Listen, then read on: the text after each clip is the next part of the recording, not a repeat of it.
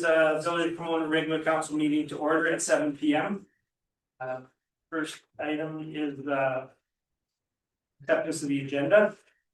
I think there's probably some changes there. I motion that we accept agenda as presented. We're gonna add, We have sorry, to add some stuff to close the meeting.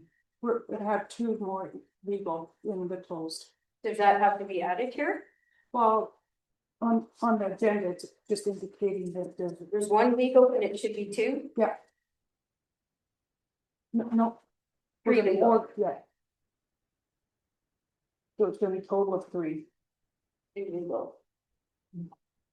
One labor, one land. But Okay. My motion that we accept the agenda as amended. So is that including the camera discussion? Is that an in-camera thing or is that? It's we're at the camera discussion is. Yeah. The East needs to see. Yeah. Okay, that's fair. So I would like to add the camera discussion to the meeting as well. In the menu. Do you have, Agenda. do you have a proposed motion with that, or is it? Because.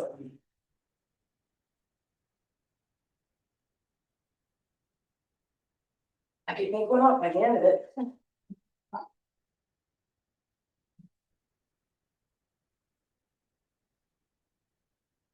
I move we accept the agenda as it is with one amendment, as we have a full agenda tonight. We'll be lucky to get out here at 10 o'clock.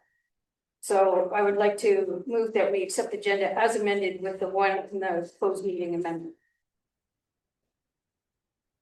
We have a motion on the floor to accept the agenda as amended. Is there any further discussion? I'd like to vote recording. Hey, can we record the vote, please? But yeah, I think we should add what you can ask is what. What's the motion? I did things right about asking about that. That's just my opinion, so, but we can go. We need to follow the procedures that are in our bylaw and when we're requesting an addition to the agenda. We need to describe what the addition is going to be and then what the proposed motion is going to be, like what is the resolution that we want to talk about.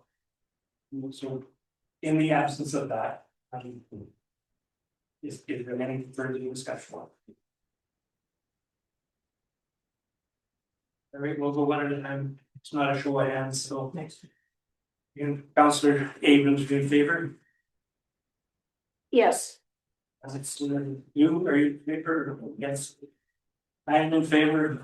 Adopting. No. Agenda. Eric is not, And not. and he's not.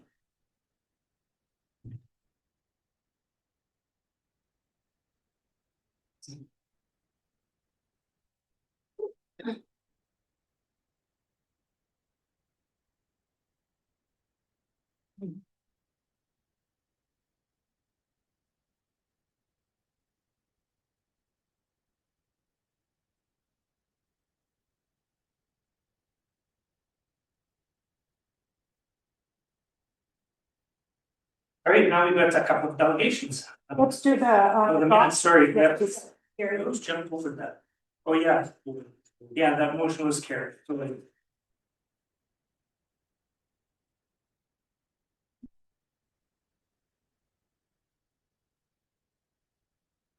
Now we'll move on to the minutes.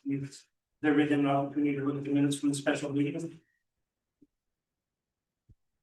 Any errors or omissions? No. And I get a motion to adopt the council meetings from March 3rd special council. I'll move that motion to. The minutes as presented.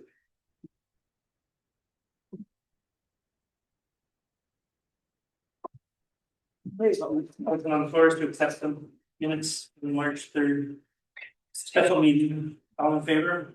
Opposed, carried.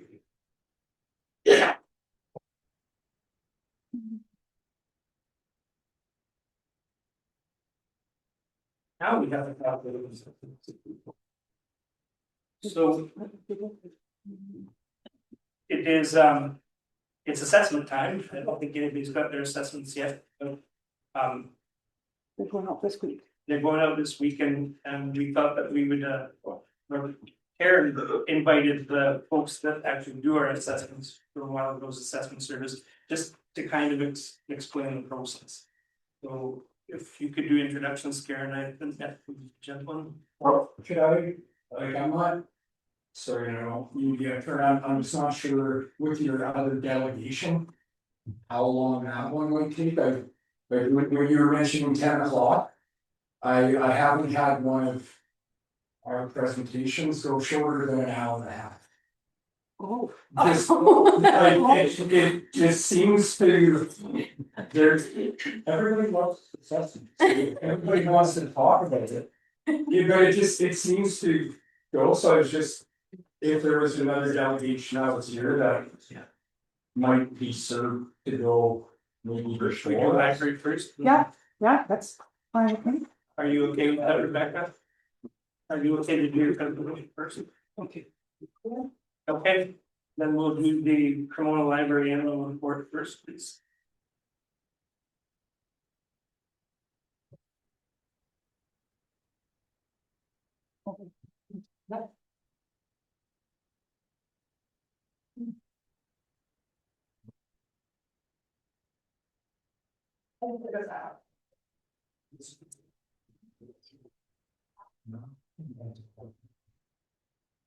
Good evening, Mayor and Council.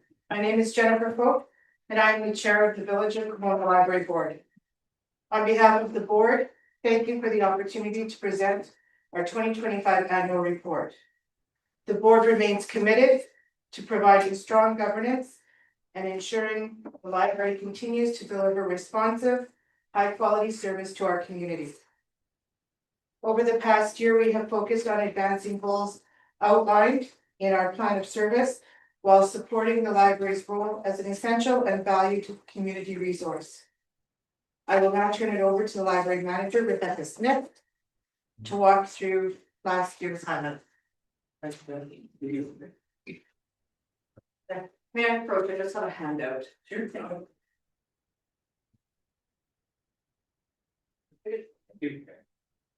There you go.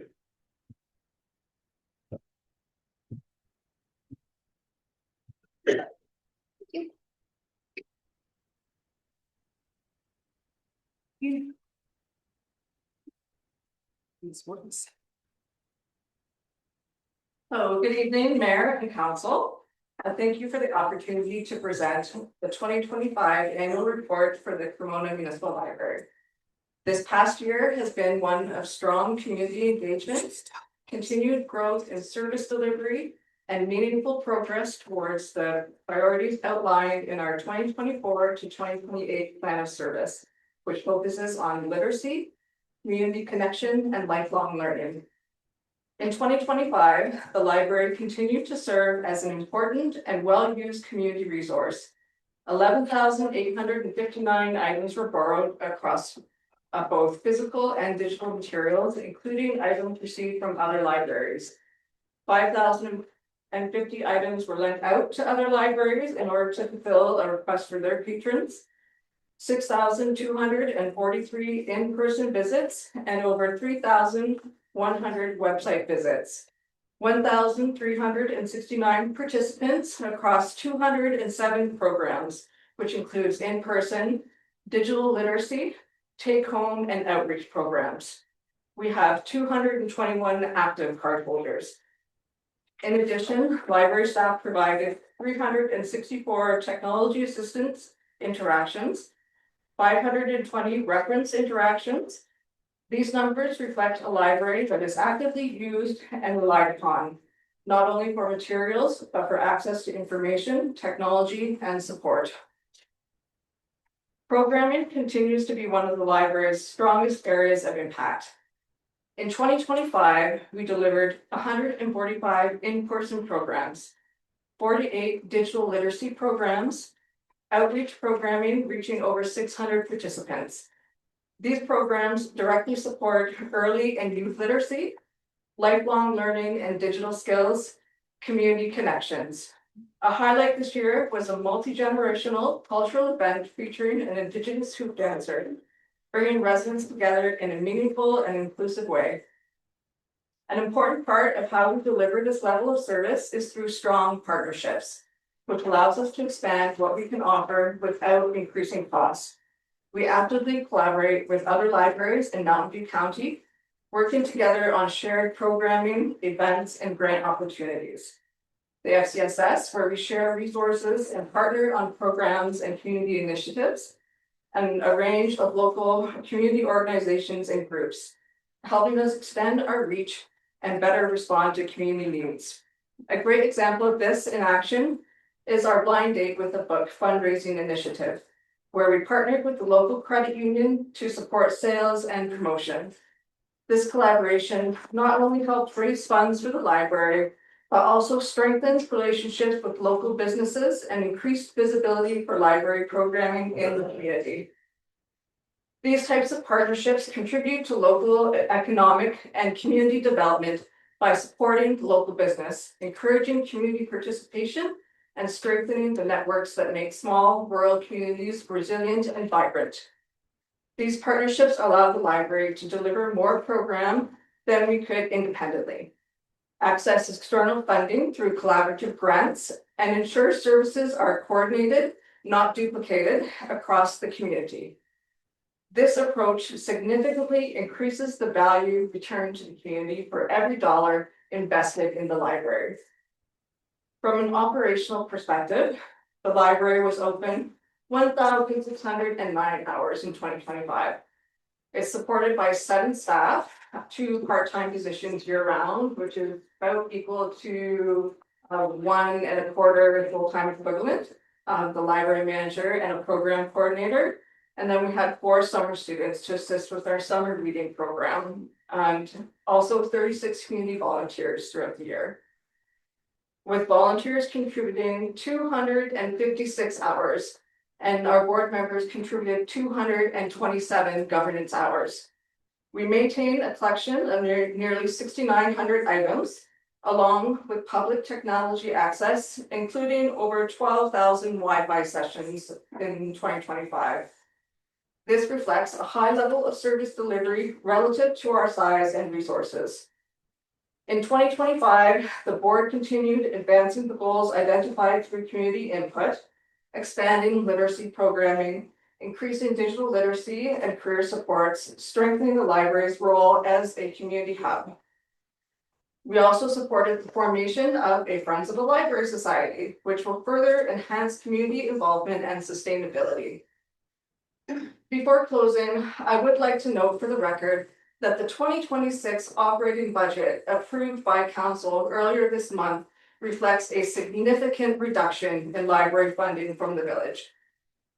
During the January 6th special council meeting, library funding was presented at approximately $8,700, consistent with the current per capita funding agreement that is in place. However, the budget approved on March 3rd reflects a reduction to $2,500. That is approximately a 72% decrease, which is not in line with the funding agreement. This reduction, there was no discussion of this change at the time of approval. As such, I would appreciate the opportunity to review this with council and administration to ensure clarity and alignment moving forward.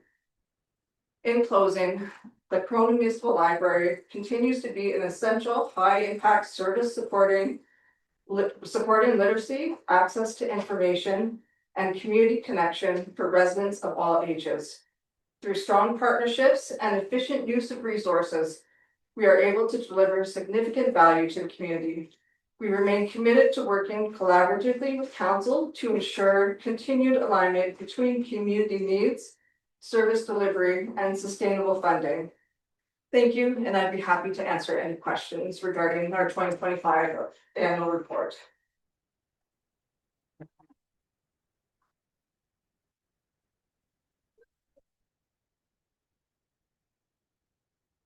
Are there any questions from council?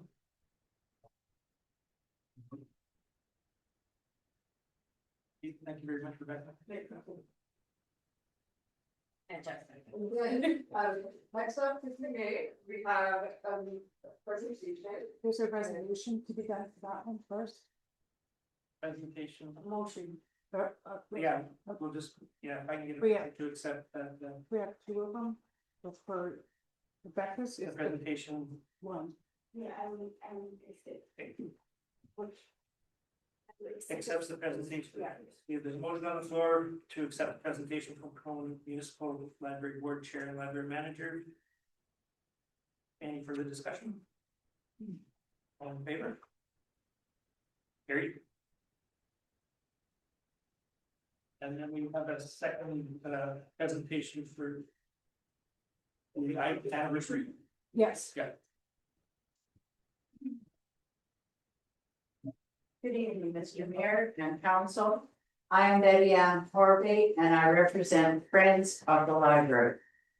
We're planning to recognize the 55th anniversary of the Cremona Library this year. In 1971, the library was started by two young teachers who came to the village and saw the need. And they are still active in our community.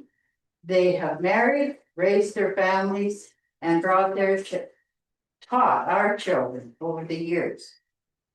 Our hope is to participate in the Cremona Day Parade on July 1st with a float and decorated bikes and potentially a picnic and family games. And we would like to advertise on the highway signs for the anniversary in a month that would be suitable. We are encouraging patrons to submit photos and write-ups showing how the library has impacted their family through the years. Thank you for giving me this time to present this information to you. Thank you. Just through you, Mr. Mayor, just a question, Betty Ann. The Yeah. picnic that you're planning, is that during Cremona Days or is that a separate event altogether? Well, we're not sure yet. We're considering these things. Okay, We want to get a good start. okay. July will come quickly.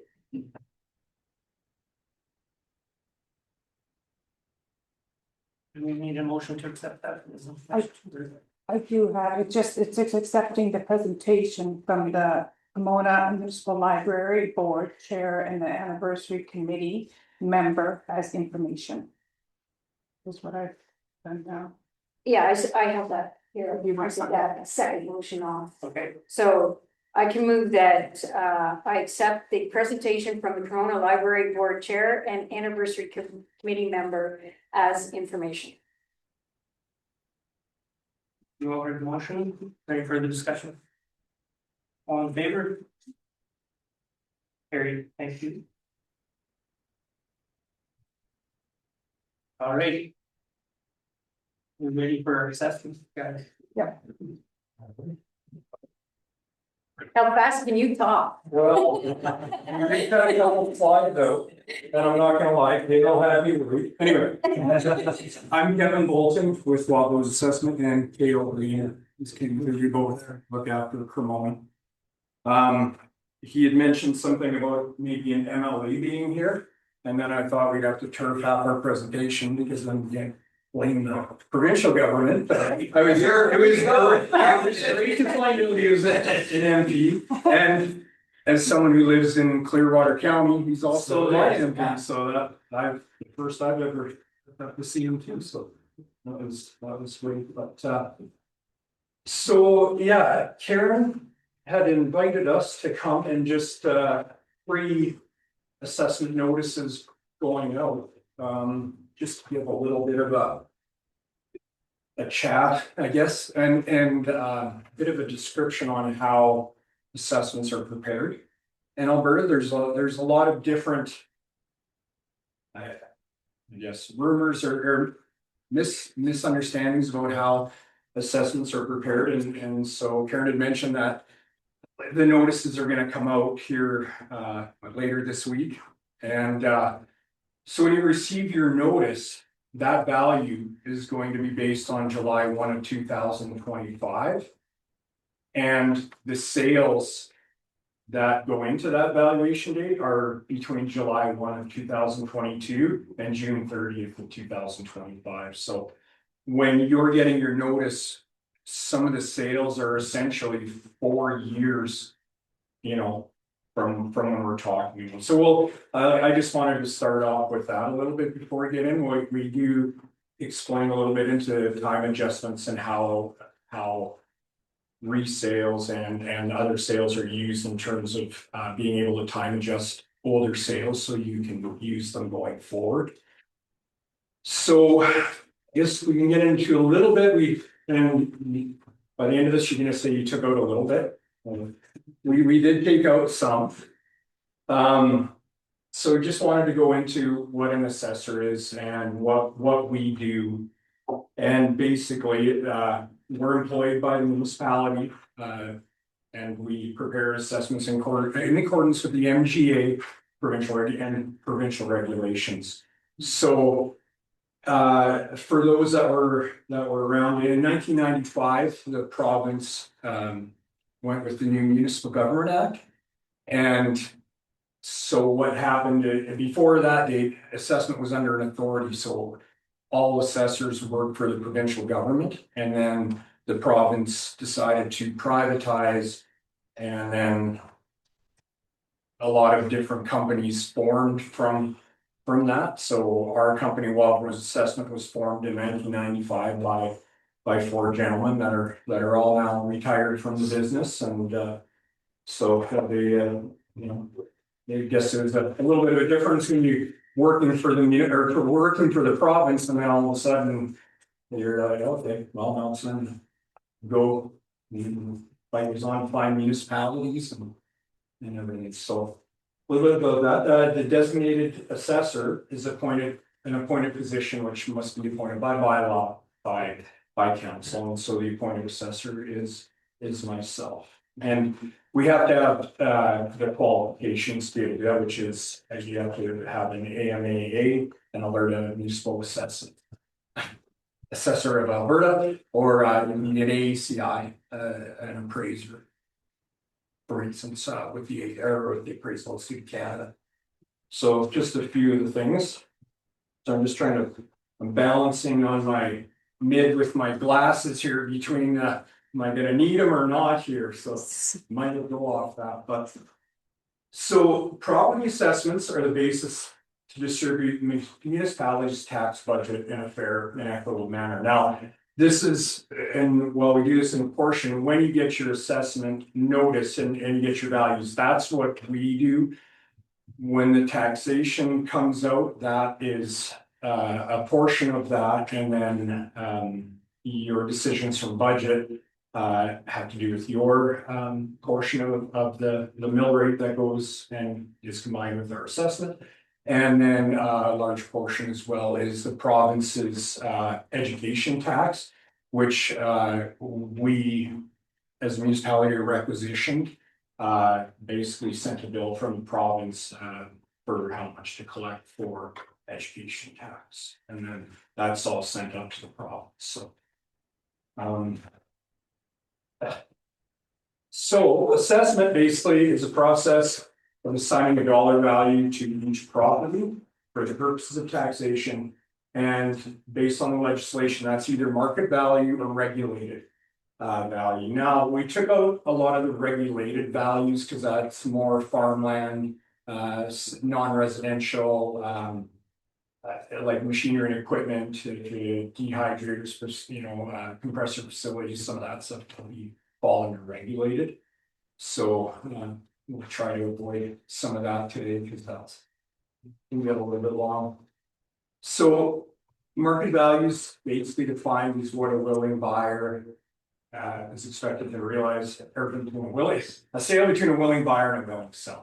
So basically what, say, if you were going to put your property on MLS and sell, what would you be expected to realize in a normal period of time in terms of a sale? Now, that would translate in previous days as 90 days was kind of the norm. Now, is it 30 days? Is it 3 days? Depending on how it's priced, it can be 468 days. There's some, so basically In that, we define the property as a parcel of land and improvement or a parcel of land with improvement on it. So that would be your land and your house, and various buildings. So the improvement and a lot of questions we get from people are, you know, how can my taxes or my assessment increase? I haven't improved my property in years. And basically, the improvement is the home, so it's not that anybody's done an improvement to the property in that, you know, previous tax year. It's the combination.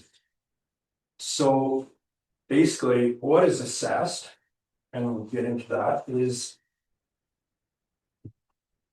So here goes a little bit more in depth of the property land improvements.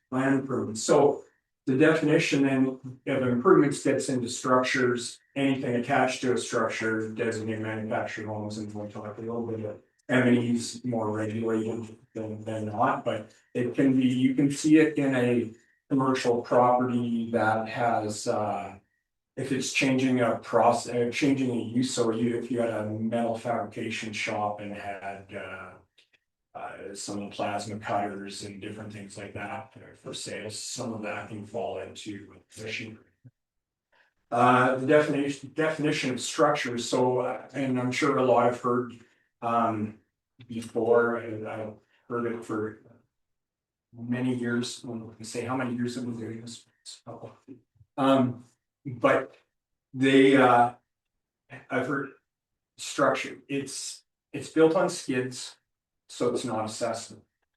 And when you get into the regulations, it's under structures, it's defined as in, above, over, underground. So even CCANs are accessible, skidded buildings are accessible. Usually it's kind of, we'd say, people would say sheds, and we would say, well, larger sheds can be accessible if it would be kind of, if they'd stay without, you know, without a special mention in a sale.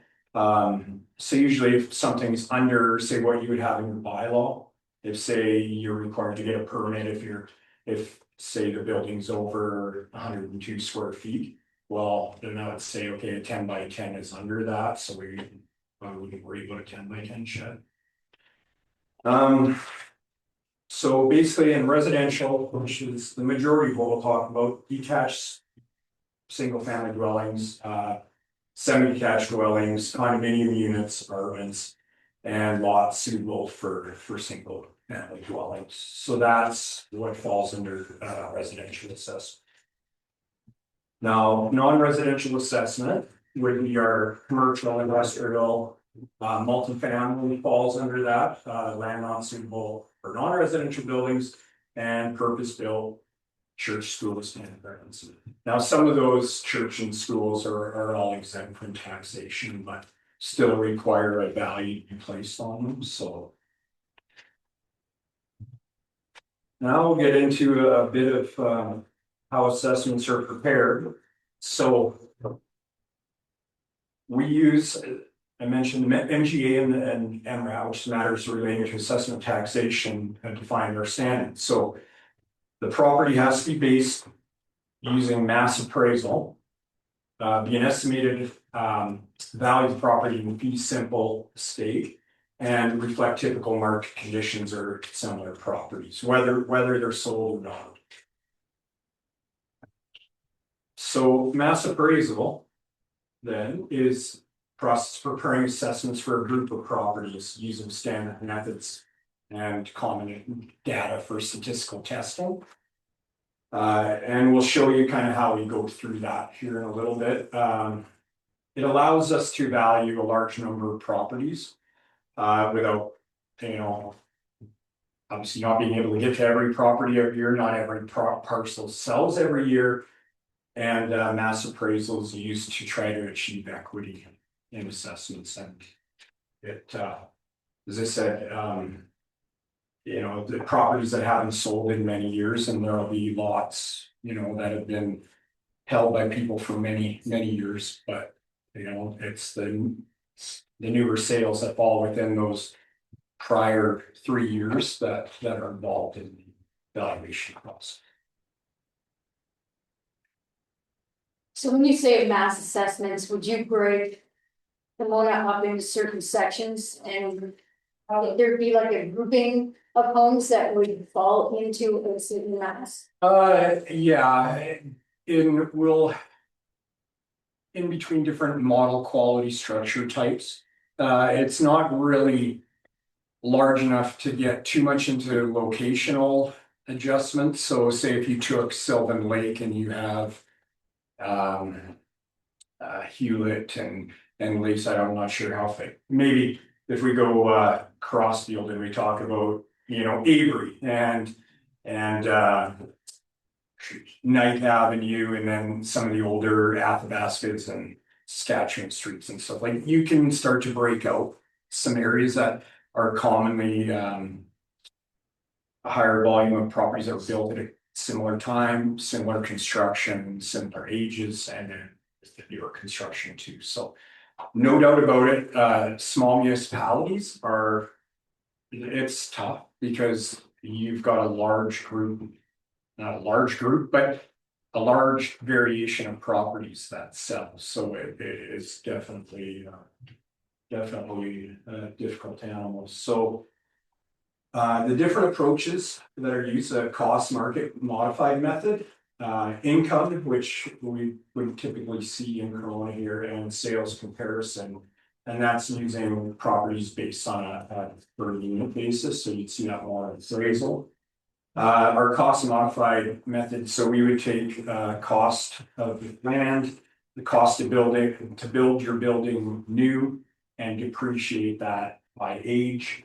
And then there can also be other factors that go into it based on condition of the property as well. So this gives you a little bit of an idea of the way the mass appraisal kind of looks. So with the matters relating to assessment taxation, we need to be in the median standard between 95 and 105 of an assessment to sales ratio.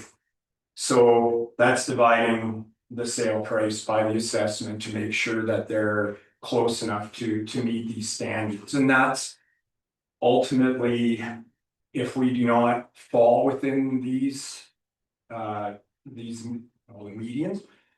our assessment isn't passed by provincial audit, and the municipality can't send out tax notices, so we haven't seen that. That would be, that's where the tough decision, tough decisions are made in terms of valuations and increases. So if you look at, we've got 10 properties here, all with an assessment. Now that's not, of course, fictional.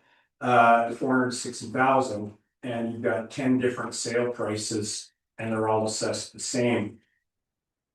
Now you see where we shake out in terms of the median ends up at 100, and you've got those different values of properties and different sales prices. So this is more of what you see in smaller municipalities because of numbers of sales. You're going to have some high, you're going to have some lower, but it ends up as the median in the middle number. They usually end up, and people are more familiar with the term mean and average, and they're usually fairly close, but they use the median to try to get to a middle number.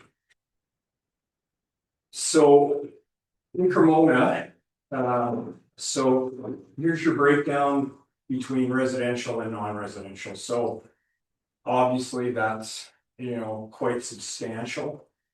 The difference between, smaller municipalities and bigger municipalities are usually, in that yellow section. In your non-residential base is where a lot of value is picked up. If you say, look at an Airdrie, and well, they're increasing their residential law. Everybody drives by and sees it's going crazy, but they've also got a lot of non-residential tax base, that's coming out from the cities, and you're starting to see some of that making its way to Cremona as well. And it seems like everybody's kind of, or sort of, Crossfields, things are kind of pushing north. For instance, in a rural municipality, a few years ago when I started out, it would look like this, and I'll say Clearwater because that's where I worked. But it was about the opposite, in terms of like non-residential was roughly about 80% of our assessment base between oil and gas. And we just got our assessment notices last week and I took a look at it and now we're 46% residential versus 54% non-res. So it's been a huge swing towards residential as policies have changed and, you know, oil and gas and some of the sectors have kind of started to lose their steam in terms of what's underground and movement and shutdowns of wells in various things. This is where guys in glasses. So anyway, this gives you a little bit of a idea in terms of assessment shifts. So these are assessment codes that we use or between the province and ourselves. Oh, I was just sorry. Yeah. There. So this is Cremona itself, which shows a year over year. So now you're gonna see some difference here, and the overall totals is a bit of that comes from properties that are valued on income or other avenues. So I would ignore just the total and just between the grand totals and say the assessment code. So 300 would be vacant residential land, and your most common is the 310, which is improved residential. So if you look at the net overall from 2024 to 2025, it's a 6.2% increase in the residential. Now, a lot of times when you see the, you know, negative 6.7% at the top, that's, you know, because the house is a new house or two or a mobile has gone on to land, and that land then has been amalgamated and is improved now, and then we move into code 310. And then so similarly, like 500 would be commercial, 510 would be improved commercial. And so you've got increases in the 4.8, 4.7% in those in commercial. And then that's the majority. Then anything from basically 900 down is all exempt properties, so your schools. Different properties. So now regional trends, and this is where we can get into a little just the next That one? yeah slide.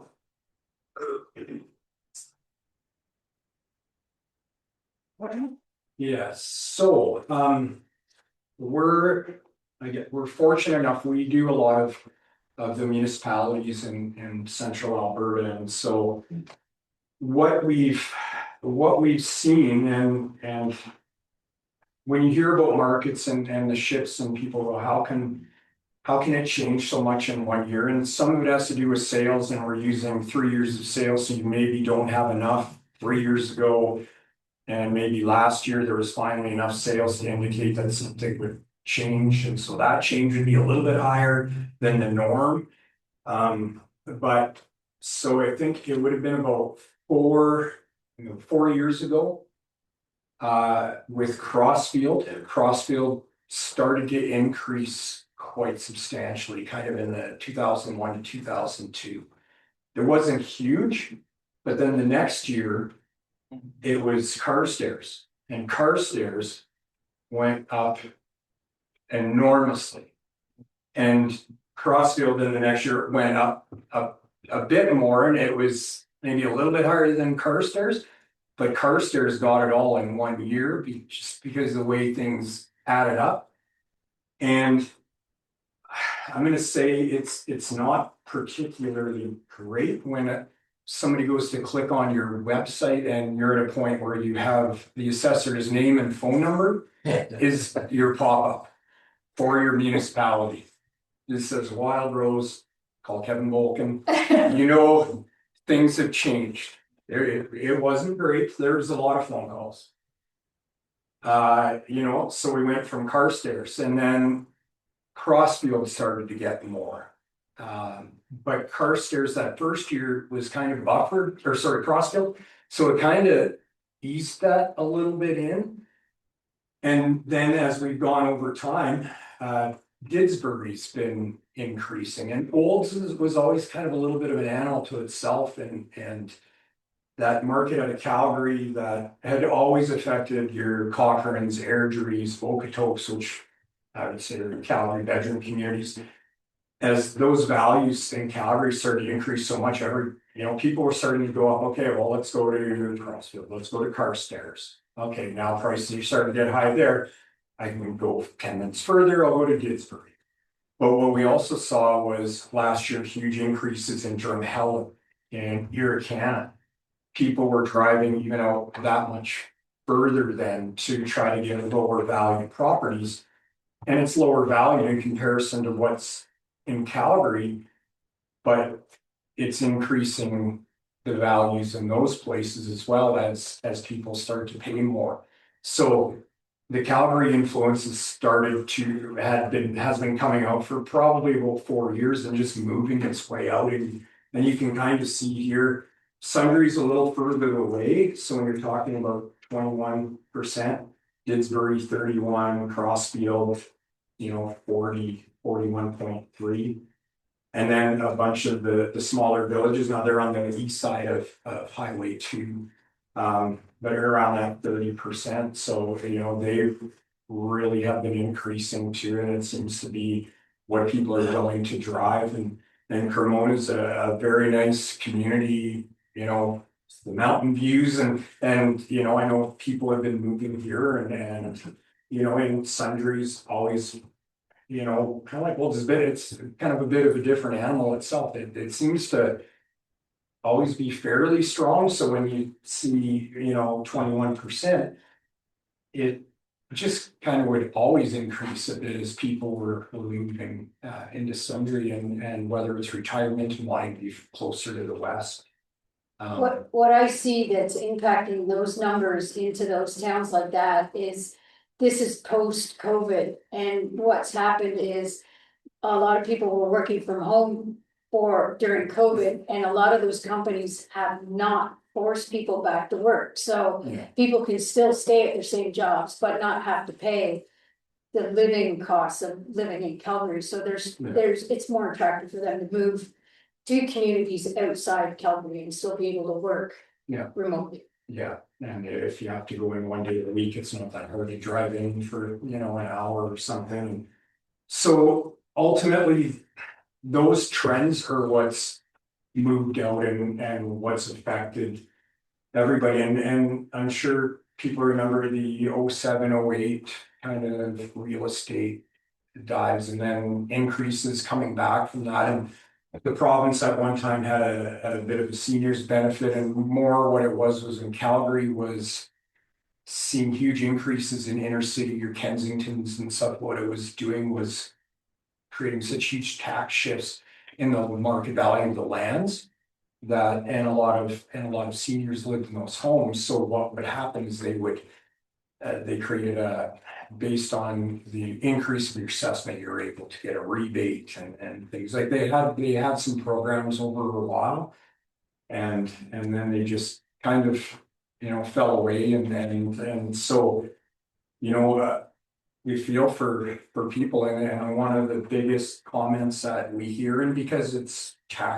usually tax related, we don't set the mill rates, but it affects everybody, the increases in value in it, and it's a reflection of everything.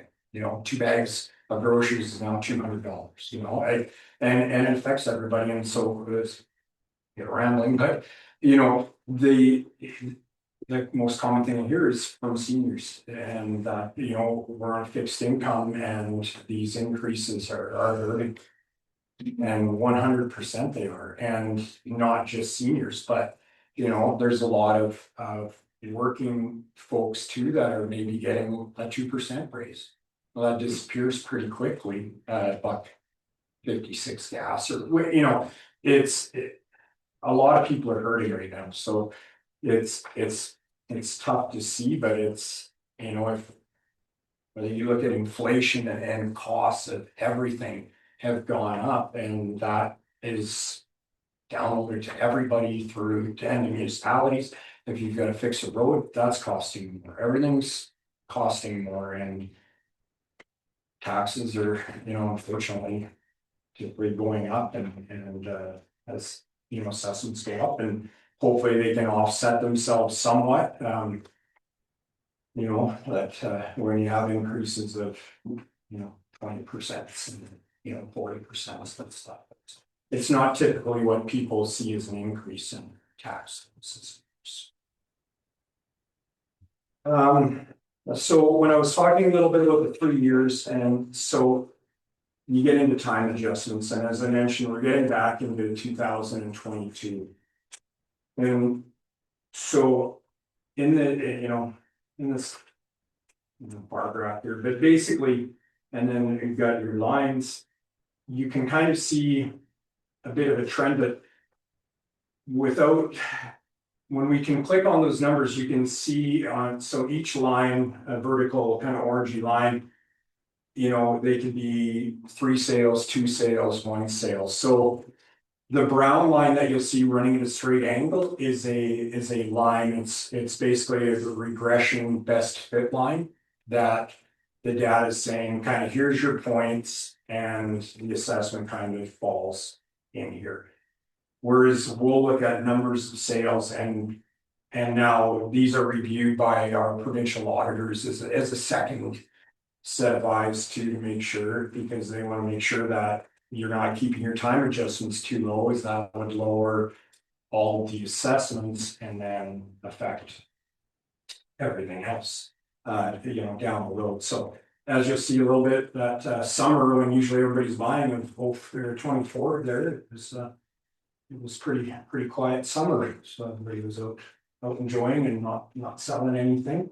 But as you can see, it's fairly stable, and then you start to see, you know, that increase after in September of 24, where things are starting to increase. Now you'll see some like a March and a June of 25 where it could be, you know, 1 sale that's affecting that. So, you know, the analysis is used and reflective of, you know, the number of sales as well.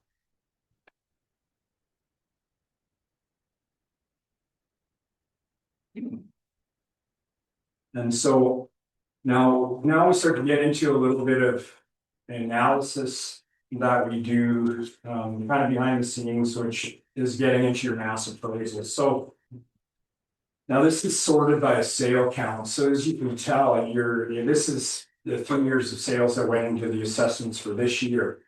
You know, you're looking at 30 sales, right? That come into that. And so when you start to see, so you'll see, say a model 3-4, that would be typically like a, you know, 1970s type home bungalow bi-levels that you would expect to see. A 4-4, you know, would be, you know, or your 90s, 2000s, maybe your, you know, kind of front to back splits and things. So you get your different classes of homes and when they're analyzed, but when you get into the sales, and what goes even deeper goes into bungalows, bi-levels, split levels, 2 stories, you know, slab on grade. So you get a bit of different types of structures.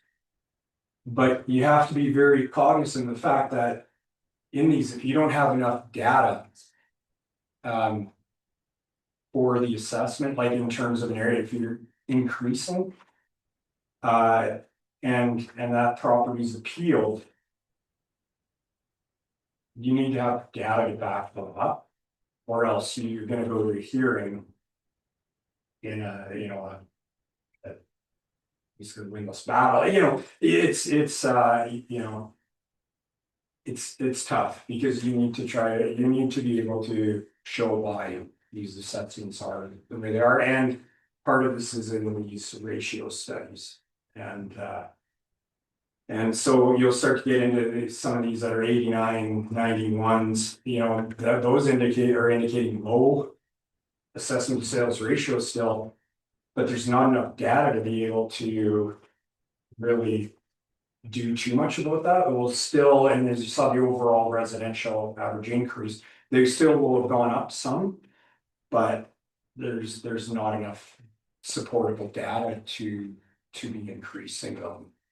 Maybe say as much as others, but that also changes in different years, like some years it's a different type of property that has a bunch of sales and so your hope is that it averages out over time.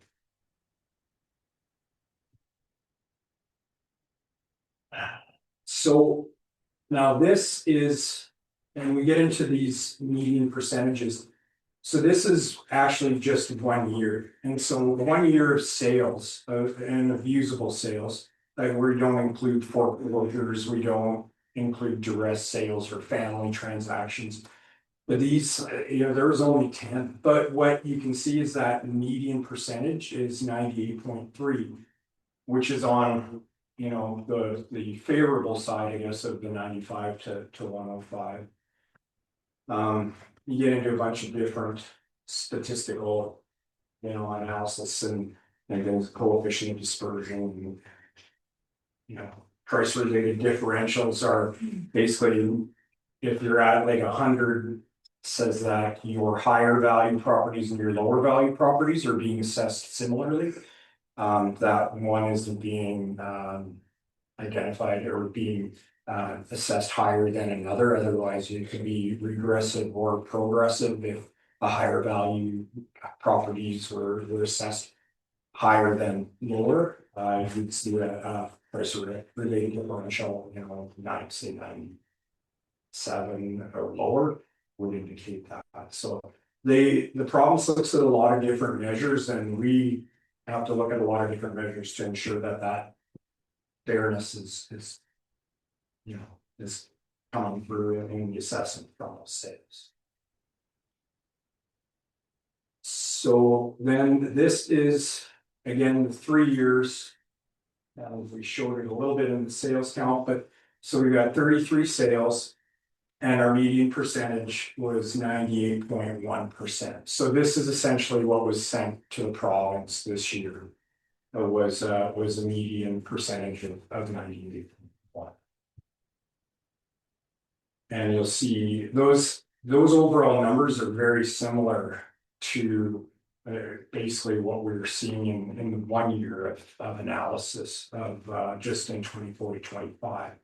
So I believe the next year are, you know, what we would call post facto sales, which are, these are sales that have occurred since July 1st of 2025 to current. And so what you'll see, there's only been 3 sales so far, but what you'll see is that median percentage is 91. So what it's saying is that those properties are selling higher. Now you're talking 3 properties, and hopefully there's going to be a bunch more, because, you know, obviously you're going to drop off maybe another 11 from 22 to 23 for next year, and hopefully, you know, you'll see more sales come in for next year. But what that would indicate, and now it wouldn't take much to change if you get a couple more sales that were maybe you know, higher ratios to level that out. But what it is showing is that by a small measure, the market is still going up.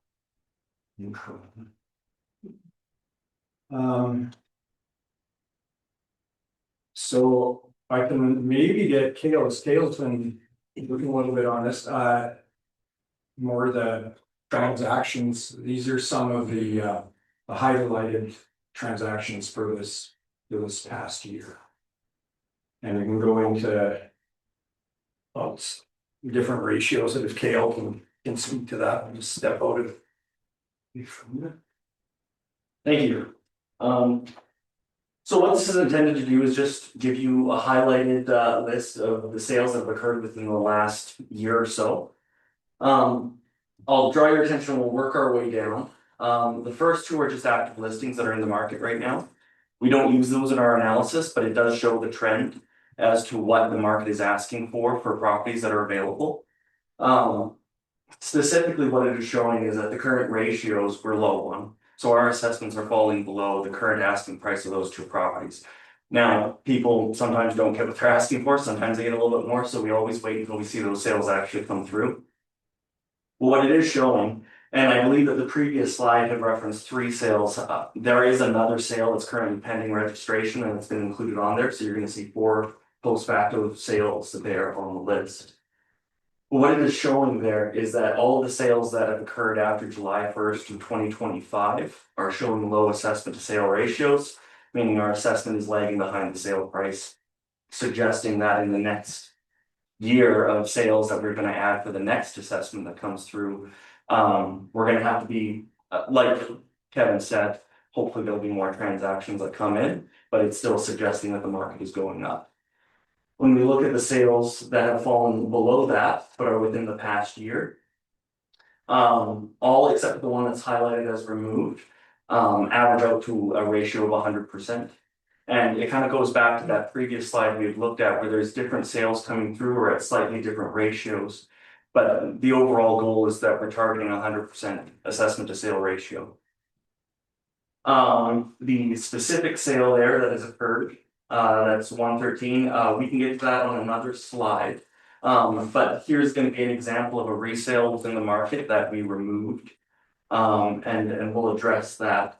One important thing that I would like to know, because I've been reviewing most of the sales that have been coming through in Cremona, is that within various areas like Edie Close or Cremona Heights, within the last year and a half in Cremona Heights, our 3 highest sales has been our 3 highest sales in Cremona Heights have been within the last year and a half. Within Edie Close, our 2 highest sales within the last year and a half have been within the last year and a half. And there's other scenarios here where the highest sale that we've seen in the area has been within the last year, showing that the trend is the market is going up and there's activity here. We can go on to the next slide and we can address 113. So this is an example of a resale that we have in the market. And so it's a fairly typical home. It's not quite a 2-story. It's the second floor doesn't match the footprint, so it's called it's a 1.5 stories. But it was built in 1990, square footage is approximately 1,285 square feet. It initially sold March 30th of 2024, spent 23 days on the market. It was listed for $239,900 and it sold for $245,000. At the time this property sold last year, our assessment to sale ratio on this property was 100%. So our assessment perfectly matched what it sold for. In a span of 9 months, it resold on the market. It spent 10 days on actively listed and it sold for $365,000, which is nearly a 50% increase on the property. Now, I will note that when these sales occur, we do go out there. We try to get in contact with the purchaser to see if there's anything that would have influenced that sale price, because that's a fairly significant jump. We also review the property on MLS and we can see changes that have occurred. There were renovations on this property, but being a 1990 home, those renovations were not to the extent that would, in our minds, would have justified that significant of an increase. And a component of this is, and why it was removed from the sales analysis, is because of the limited number of sales that we had in the market, including this sale, this most recent sale at $365,000 would have pushed us into a fail for the audit. We would have been below that 95% threshold for our assessment to sale ratio. So it was viewed as an outlier sale and it was kicked from the analysis because it would have required us to push the assessments up too high. So this is, again, as just an example of, it wasn't an illegitimate transaction, but for the purposes of maintaining stability within the assessment base, this is a sale that was removed from the list. And another reason being because 9 months before we had had a perfectly legitimate sale on the property and it was in line with what we were tracking for the market.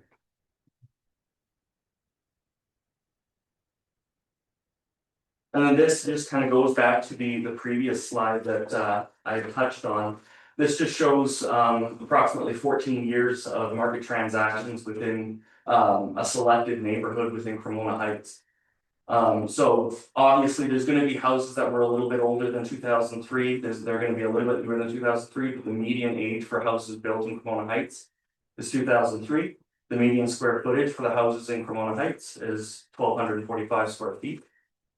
And this is showing the trend, and actually, there's a period of approximately 10 years where nothing really happens in the area.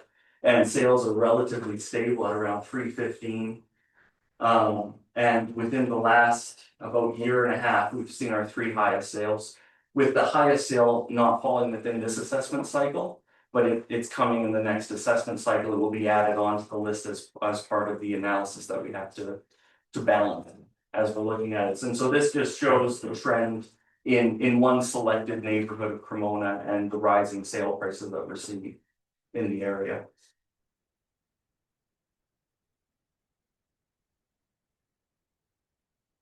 I think that covers most of the specific sales information, so if you wanted to I can just. wrap that section up. So basically, it's just a couple of. Some of the assessment I touched on. You want me to go back? No, you can go ahead. Okay. For important dates, so December 31 is our condition date, so if you were to build a new house this year. And so you're only partially done on December 31st, that's how it'll be assessed for the upcoming year. So if it was half done, it would be assessed at basically half value for the coming year. But the valuation date goes back to July 1st, as I said, and then those sales that predated by 3 years. So those are important dates to know when you're reviewing your assessment. Assessment complaints, so there's a legislative procedure. From when you get your notice, you have 67 days to file your complaint, and then the regional review board would hear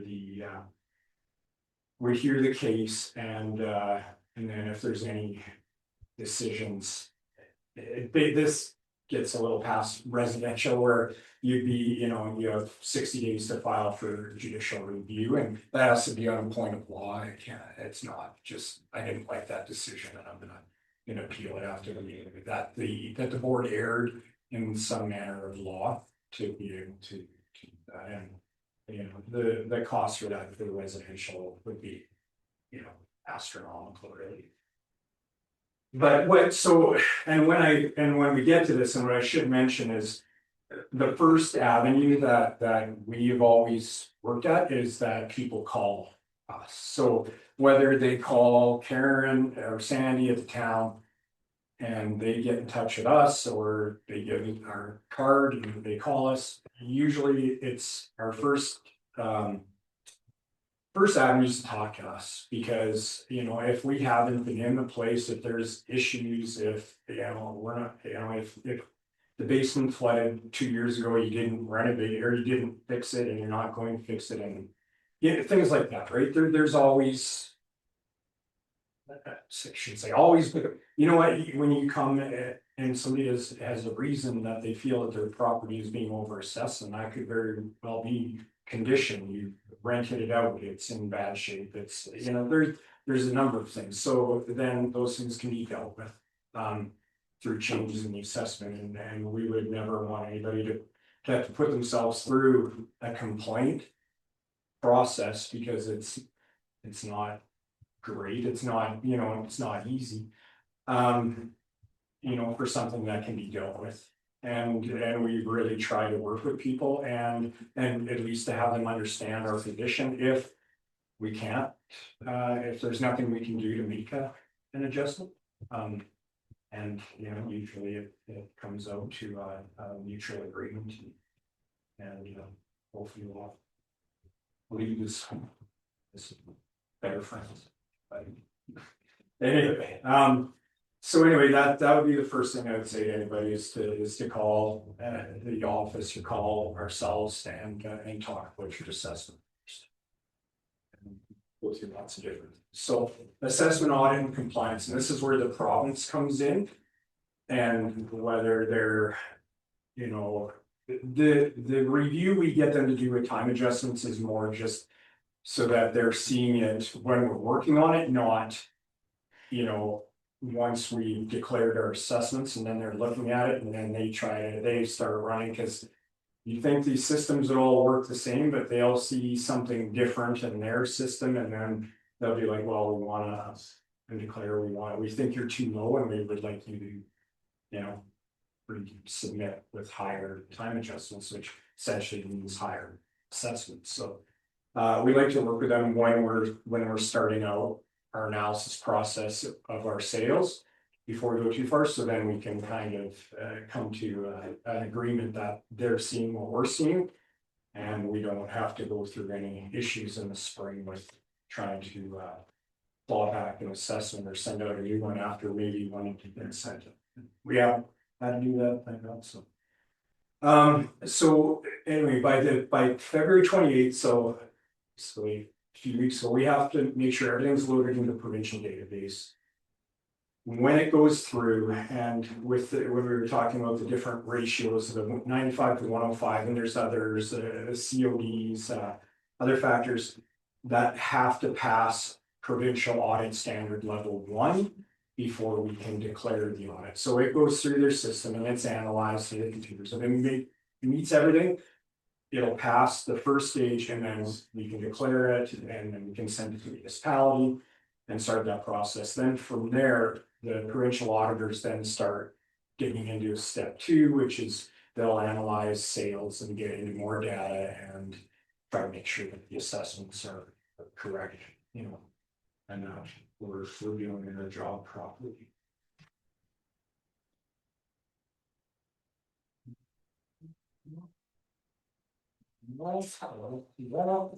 So yeah, so this would show you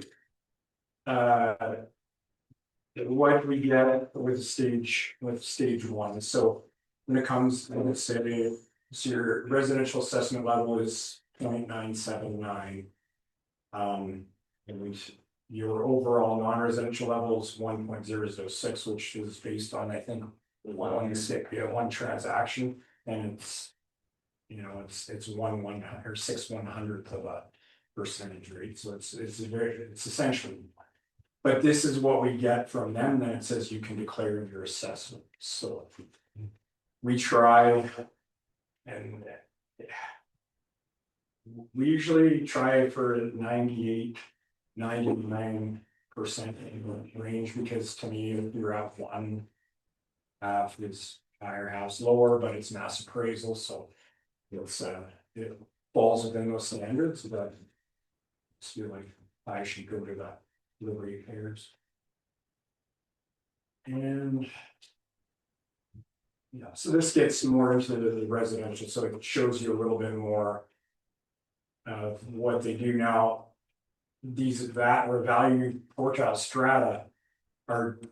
And we don't have the numbers on here, but they're changing. So next year they'll say, well, based on last year, here's your new value strata, and all of a sudden things go kind of weird. You know, with some avenues. So, you know, we had 32 sales used out of the total 197 single family. In that 3-year process. And I believe. So like I said, here's your one non-residential sale. That was very close to 1, and that was. In a smaller use now, the industrial and commercial are tied together, and in a lot of places that are bigger, it's they're separate assessment codes that assess the value then together. And then that basically is it. Was I don't know. That's probably the shortest we've had. We cut it out, and you say you guys have been very good, and I'm not very much when people ask questions, it's very usually informal. Usually we do this more just to councils.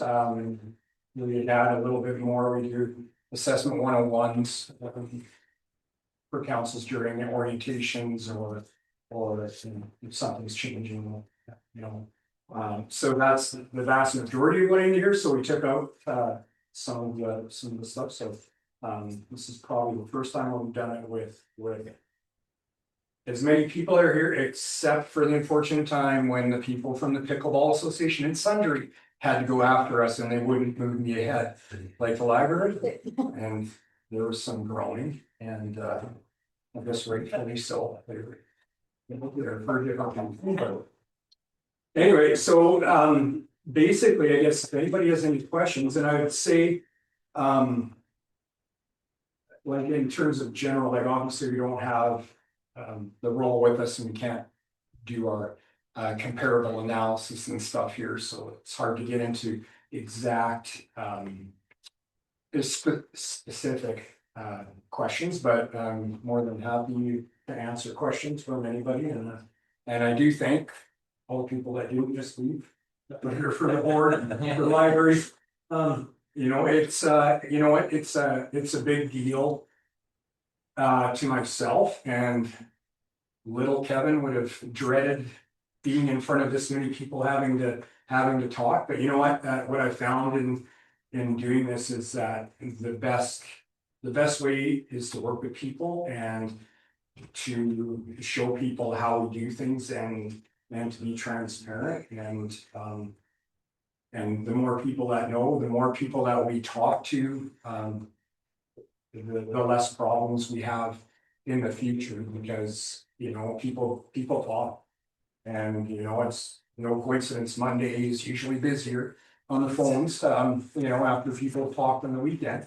But, you know, if you've gone to somebody's house and talked to them and you've been there and you've been able to help them if there's an issue or couldn't, but explained it, and they'll say, oh, no, he wasn't that bad of a guy, or the film was not that horrible.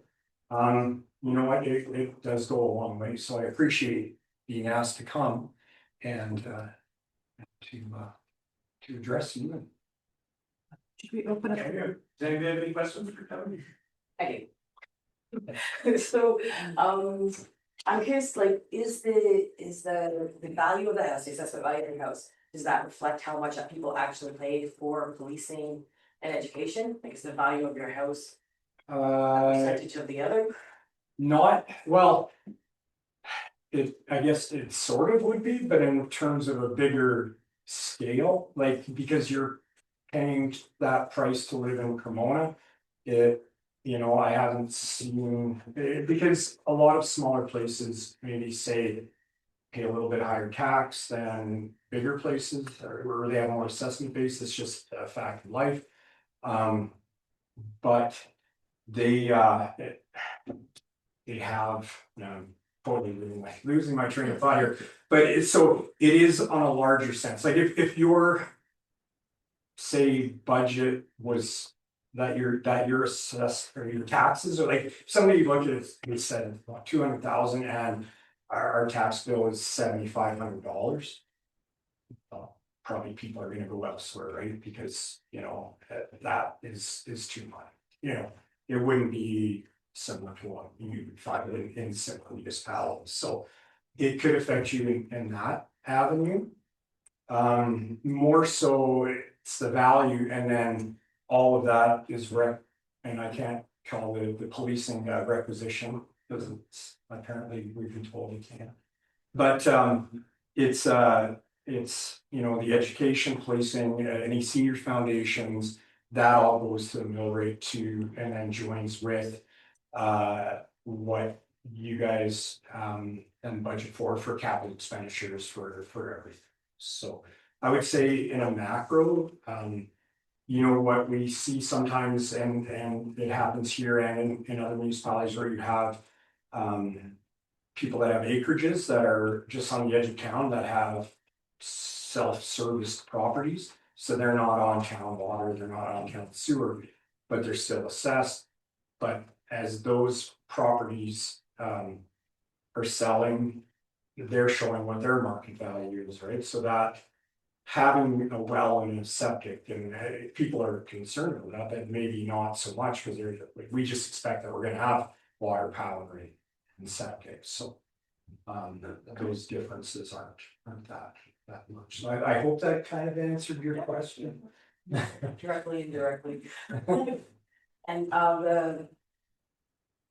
for the houses that sell, that's obviously pretty easy, the money's, the market value is right there, what it's sold for, but for the other ones that haven't sold or haven't sold. Do you base it on like a square footage on an average of what the other ones sold kind of thing, or like how big it is, or? Well, it is, all that comes in, size, age, garage size, age, And you just kind of drive around, developed that's guess. basement. Well, no, it goes into the statistical modeling, so you would look at that and say, on average, this type of home. Sold for this much and say it's 90%. And they all have to go up 8% or kind of roughly to just use round figures, but it would, so everything in that. Same quality and type of house would then go up that same amount. And if people had any questions about, say they live next to a very messy place, and think that deteriorates their property value or anything like that, you would suggest they give you a call first before paying the $50 to contest it or something? Well, yeah, and I'll go a little step forward and say. Because I've done this for a bit and I've done this with actual, and because we do rural, and that's my background is in rural and rural assessment, so. I've done analysis with hog barns and I've done it with messy people and different things and typically there really hasn't been much. Much proof that we can find, because you want to be able to find comparable evidence that you can say that this affects, but sometimes you can legitimately say. All right, I look out my kitchen window, I see X, whereas everybody else sees trees and field, whatever, so, there's always avenues, but 100%. Before anybody would ever come and pay their $50, and some people don't know, so they'll come in and pay, and some people think they have to just pay us $50 to show up. Which is not true, you don't have to pay anything until you actually file an actual appeal, so that could be in-person visit and through phone call, whatever it is. So yeah, we like to deal with people beforehand, and then if it has to go to that avenue, then it has to go to that avenue. It's definitely an avenue of last resort. Oh, good. Hey, anybody else? My audience? And like I said, we're more, if you have questions that you want to give us a shout tomorrow or whatever, then to just, give us a shout then to. Always chat about those or maybe wait until. We get the numbers, get that on. Not like a hockey thing where you 24 hours. You open it and you can't call for 24 hours. Digest it for a little, digest it for a little. That sounds true. Thank you very much. Thank you. Well, thank you very much for having us. Thank you. Yeah.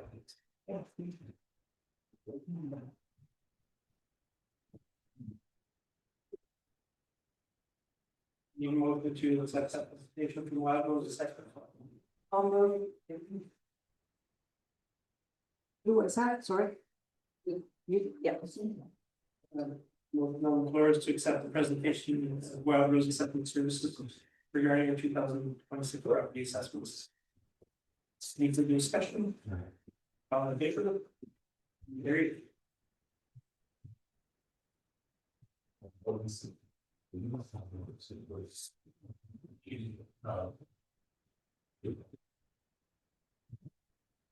think that moves us into our open forum portion of the meeting. So I would go over this before, but this is information only. We're not going to debate, and no decisions can be made here. It's time limited. You're welcome to stand up and speak, but you'll be limited to 3 minutes. We're really open to the comments, questions, and concerns from all of the residents. When it is not for those personal matters, legal matters, and like I said, we're not going to get into the debate here. We're here to listen to your concerns. Well, having said that, does anybody have anything to bring up for the open forum?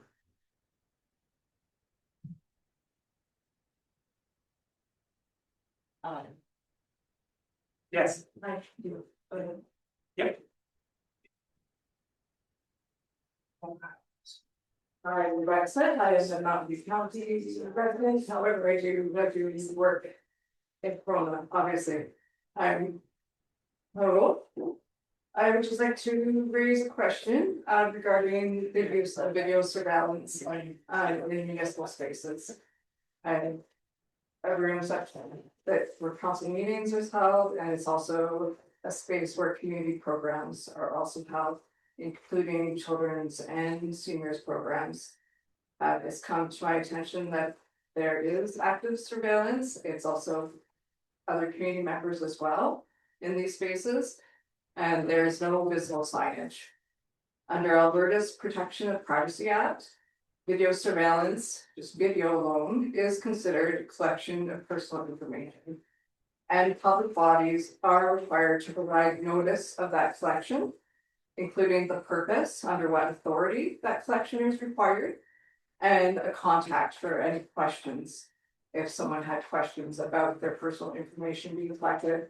Under the previous legislation, FOIP, it wasn't as fulsome, but signage is still required.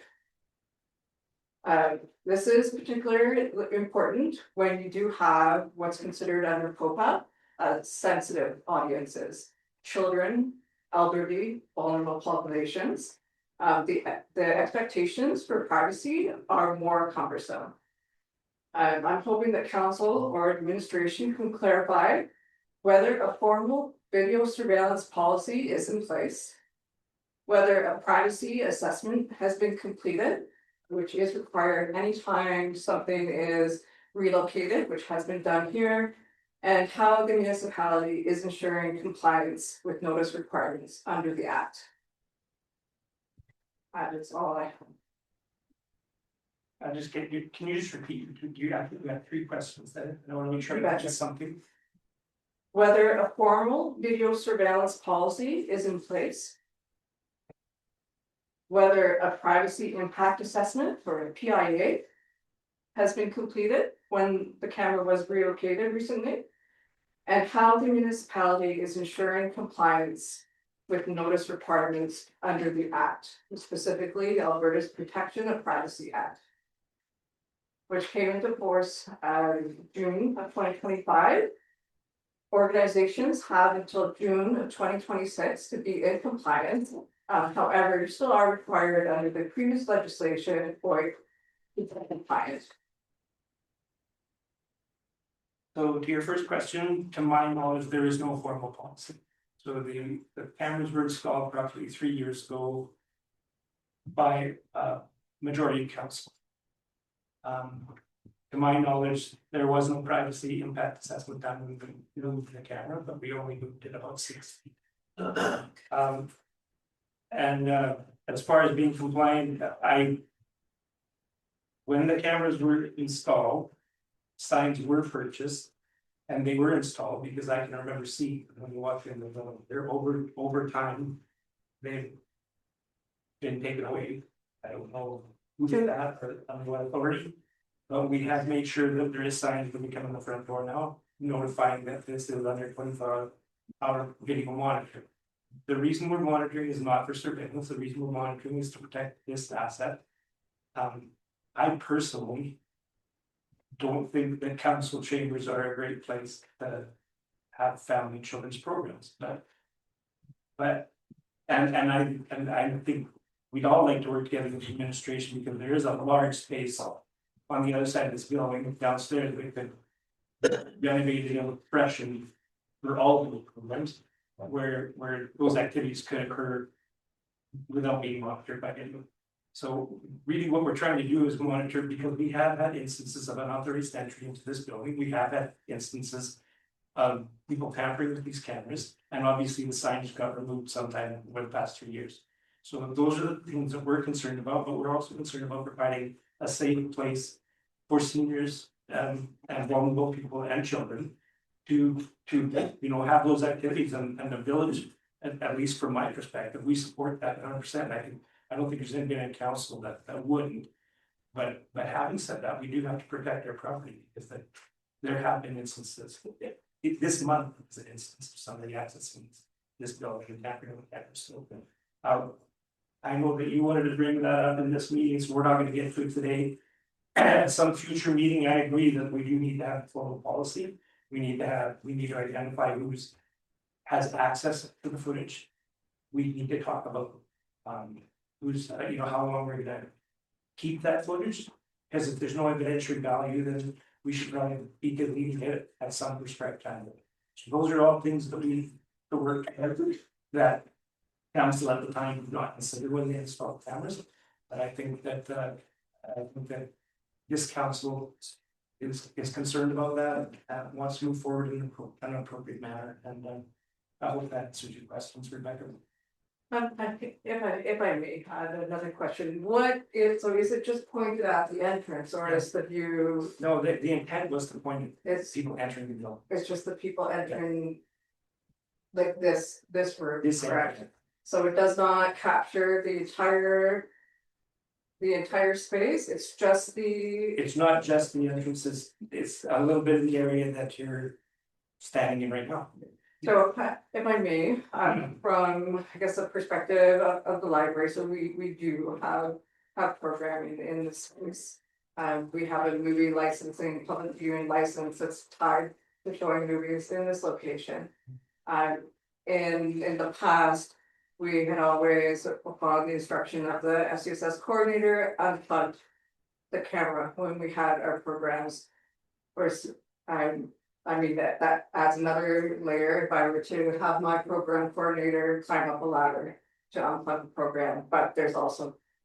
I mean, we don't want to be interfering with municipal equipment. At the same time, we have a responsibility to respect the privacy of our own patrons using programs. So I hope that these things will be considered and taken into account. Yeah, I understand, and like I said, we didn't want to get into a debate here, but from my perspective. We shouldn't be unplugging and plugging security cameras, they're there for a purpose, there is. No expectation of privacy in a public space, and this is a public space. So I think people are aware of that when you go into a school. The children are recording daily, all day long, they're recorded when there's lots of public facilities where that occurs. And maybe this is not a good place to be showing movies, and that's why I want to explore, and the council and the administration wants to explore other opportunities within this facility that we can accommodate,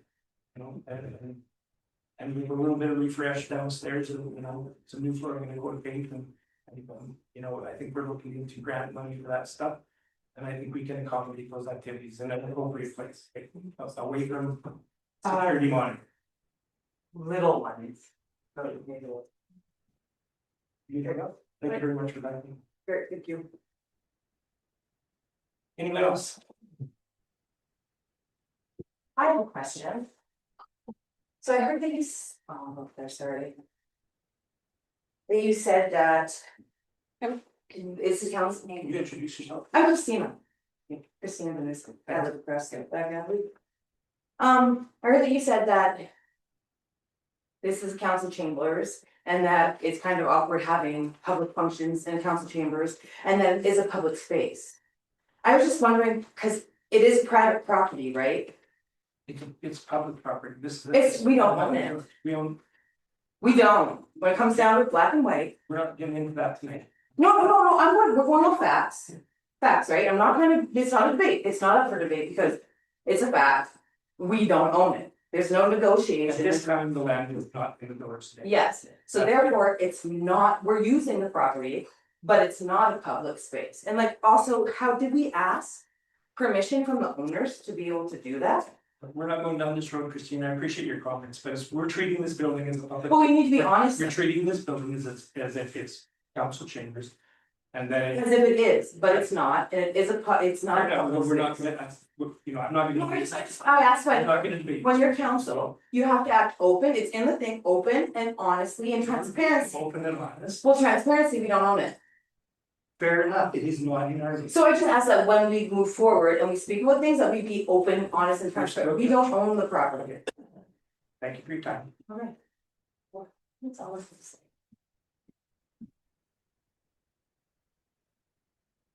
Any other comments for open forum? And can I get a motion that we accept the questions and concerns with information on the motion on the floor is to accept the questions and concerns from open forum, any further discussion? All in favor? Carried.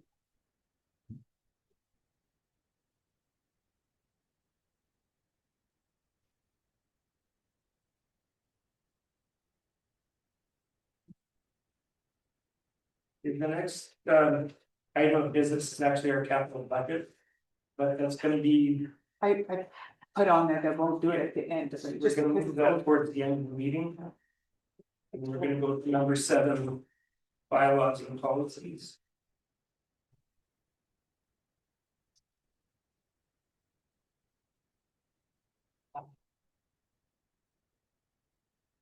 So the agenda item that's up next is talking about unbudgeted expenditures, authorization and verification policy. So if you currently don't have such a policy in place, the Municipal Government Act requires us to establish a procedure to authorize and verify expenditures that are not in the approved annual budget. And we need to move forward with that tonight and come up with a formal policy to ensure transparency, accountability, and the proper financial controls for unbudgeted expenditures. You want to walk us through this, or do you guys just want to go through this? Basically, what we're saying is outside of emergency expenditures, if something is not on the budget there, what should be the cap per occurrence of what administration could spend on our behalf without prior council approval? I haven't had an opportunity to see what other municipalities thresholds are. And I don't, there's quite a bit, but for size, I think, yeah. Well, what I read, an emergency situation is protect life or property, restore essential services and mitigate sedition, so that is. Not usually limited because it's gotta meet one of those 3 things anyway. Yeah. So an emergency situation. Is what it is. Yes, that's what I'm saying, outside of that. That's what we want to discuss tonight, so we want to put a policy in place that says that. If it's more than X amount of dollars. Then CAO. Will have to get council approval before spending unbudgeted. Capital. Money. So what are some unbudgeted? Examples. I was trying to think of some myself today, like if. And that's why, I mean, it's good to have this policy in place, but. I can't think of a whole ton of outside of emergency expenditures where like, I thought maybe there's a windstorm and we lose some tin off this roof or there's something gets damaged. There's a flood down at the lagoons. I was trying to think of scenarios where we might have to react quickly. Well, that would be an emergency. That's emergencies, Yeah, so. Can you provide an example of something that wasn't budgeted that had to be dealt with on non-emergency? That wasn't taken to council, or that wasn't in budget? Well, no, Okay, just anything that might have come up. that was an emergency, no. No. Anything that came up that wasn't in the budget, Yeah, we'll stay within the budget. an unbudgeted expenditure. So if it, yep, what we stated in the budget, we work over like on majority of it except for emergencies. So, but that being said, we can use for an example, our lawnmower creators, we don't have, it's obvious that we need a new lawnmower. We only really have the 2, and you have summer help, so prime example, if the lawnmower is done. And so that's gonna be between $10,000 to $15,000. So instead of calling a special meeting, which it's a no-brainer that we need to get a lawnmower. So for emergencies, and it's not an emergency, because we still have one, but we still need to have, so our staff is working. And we're not having issues with the grass growing, I guess that would be an example. That should be in our budget though, if we know we need a new lawnmower. Maintenance. Well, we don't know if a vehicle is gonna crash. We don't know if just like our speaker tonight is a crash tonight. No, I'm saying if we know we that. Well, I this is thought what I'm that's what you said. saying, it's not an emergency, but it's a necessity. Okay, so the necessity, we have to purchase another speaker because when we plugged it in, it blew up her laptop. Fried my laptop. It fried her laptop, it wouldn't even work on ours. Okay, we did not know that. It's unscheduled. So I'm using a lawnmower because it's more costly as an example. But no, of course, anything that I purchase, it's not like I'm gonna go out and buy $10,000 worth of gravel without approval. I would ensure that that's something that I can ensure that council, hey, this is what's happening. On this road, it's not an emergency, but it should be done because it's doing whatever, it's causing issues. My personal self, it's the chance it'll never get used. But you can't say, we had no idea that our speaker was gonna blow up tonight, so. But the lawnmower was an example. But by So- rights, everything should go through council before anything is purchased or anything like that, but that's why I left this blank for you guys to make that decision. My personal dollar, I would put this at a cap of $20,000. And that's not saying it's gonna be used. No. but That's what I'm too saying. much for me. I'm looking at 1,000. Quite a difference. For a lawnmower, No, but We know we're not gonna need a lawnmower, but you could definitely buy a new speaker for that kind of money. I think 1,000 is too low. I would suggest 5,000. I was thinking 10,000. Yeah. that's a little bit more practical, yes. That lawnmower was an example, that's all I'm saying that, because it is pricey, and you guys, for a municipality, for the size of your municipality, I was very shocked that you only have the two. Like where I worked prior, it was not as big, and we had 4. So we always It's also ensured per that we person. had When you more, say it, it's so as I 10,000 was for saying. 10,000 for this, 10,000 for that. Holy. But you're- But it still has to be counted. But it is by per occurrence, not per total, right? So that's why I wanted to keep it lower. Because it doesn't hurt, we're not hard to get a hold of. Yeah, we offered 10,000. No, it says per occurrence. Yeah,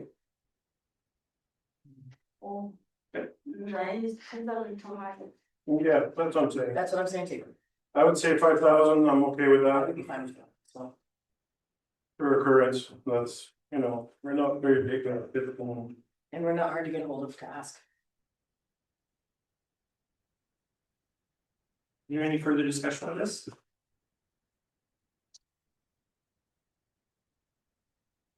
Is there? Something I didn't look for was how. So it says the CIO is authorized to approve unbudgeted expenditures up to 5,000, anything over 5,000, what is the process? So, Approved by council. yeah, I know, but what is the process to get council approval? If it's an emergency, call a special meeting. Well, if it's an emergency, we don't need. Right, well, if it's something that, Yeah. So anything that's not an emergency, you call a special meeting or bring it up at the next Yeah. regular meeting. it's pretty simple. Was that in here, Karen, of I'm sorry, how requesting the approval would, by resolution, okay, so Is it that would be what at a you- regular council meeting then? yeah, Okay. by regulation. So Okay. council authorized, the council approves the resolution is required. So Okay, unbudgeted expenditure exceeding the 5,000, it have to be by resolution. That's on page 2. 5.2. okay.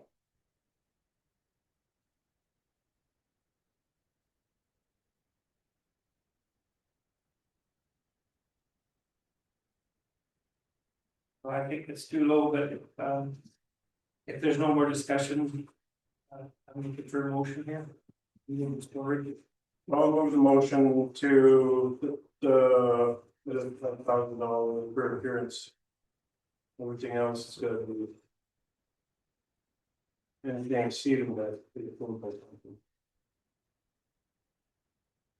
In the motion before council with to adopt policy 26020001 on budgeted expenditures and authorization of verification policy as presented. Any further discussion? As presented with $5,000 for.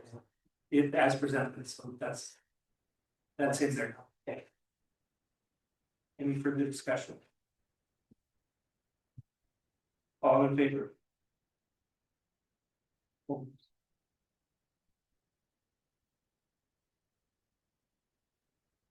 Carried.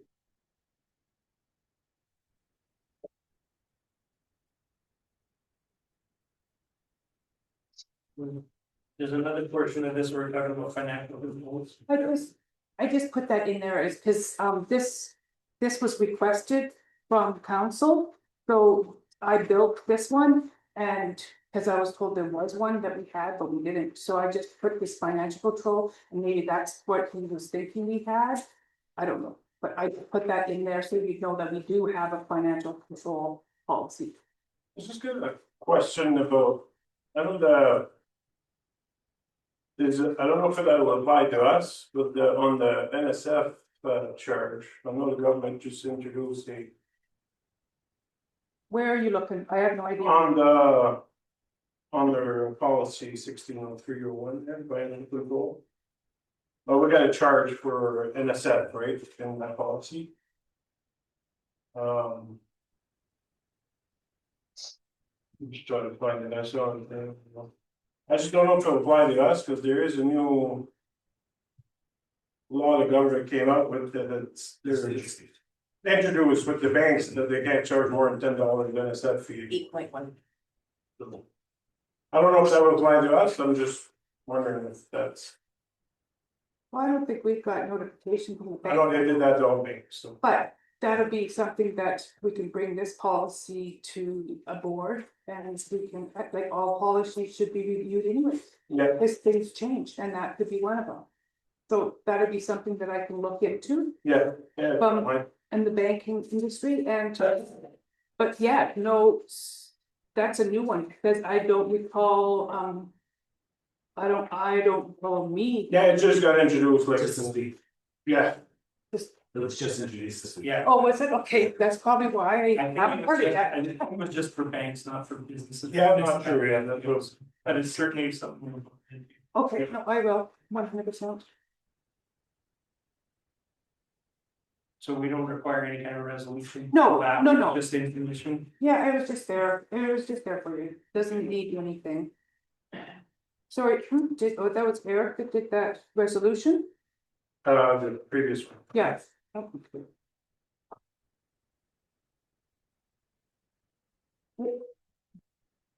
Did you move on? Yeah.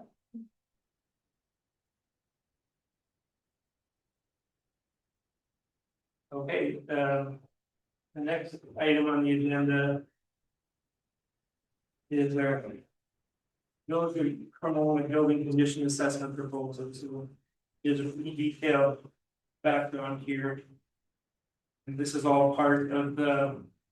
Viability review. As part of that viability review. The village of Cremona was required to perform. An infrastructure audit. Of the municipal affairs. Provided a grant. To pay for. That, a conditional grant to pay for that. So the grant was for $150,000. I believe we spent $120,000 on that. But when we submitted the draft. Audit to municipal affairs. They kicked it back and said, no, they wanted more, they wanted an assessment of. Of building condition, and so we had to move ahead. With that as well. That cost the village an additional $56,630. The CAO approached municipal affairs and asked if they would be willing to kick in, top up that grant. And they not only said no, they said that if we don't pay for it, that they'll pull the $150,000. So I guess this resolution and discussion coming up is how we're gonna pay the additional 36,000, because we can apparently still use the 20,000 remaining in our ACP grant. That leaves a balance of 36,630 that the village must cover, or else we use the whole grant. So, May I? a really disappointing sequence of events, but May I read? yeah. Wow, may I interrupt? So I have a correction here on the 20,000 remaining. It's actually because we didn't get our whole amount yet. So it's going to be, we'll have to come up with 36,630, Mhm. not 36, so 10,000 less than that. Yeah, that's what we got. Yeah. There's 6. That's what's in the motion. It'd be 26, sorry. Oh, 26. 10,000 less than Okay. Oh, so it's only, 26, so we need, it's okay, still 26. Yeah, 26, So we could 630. Cause it was 120 and then we're getting 30. And we haven't got that 30 yet, but I did question them, where is this other 30 that we're supposed to get? Cause initially it was only 120, but then they changed right after that. And we still haven't received that other 30. So that 30 would bring that initial to 150. So take the 20 off that, so anyways, that's. So we have to come up with $26,630 instead of, Yes. okay, Yes, so we're still, they're telling us that we still have to take our own money and pay for this review that we didn't even ask for, but. yeah, that was my next question, is how is that?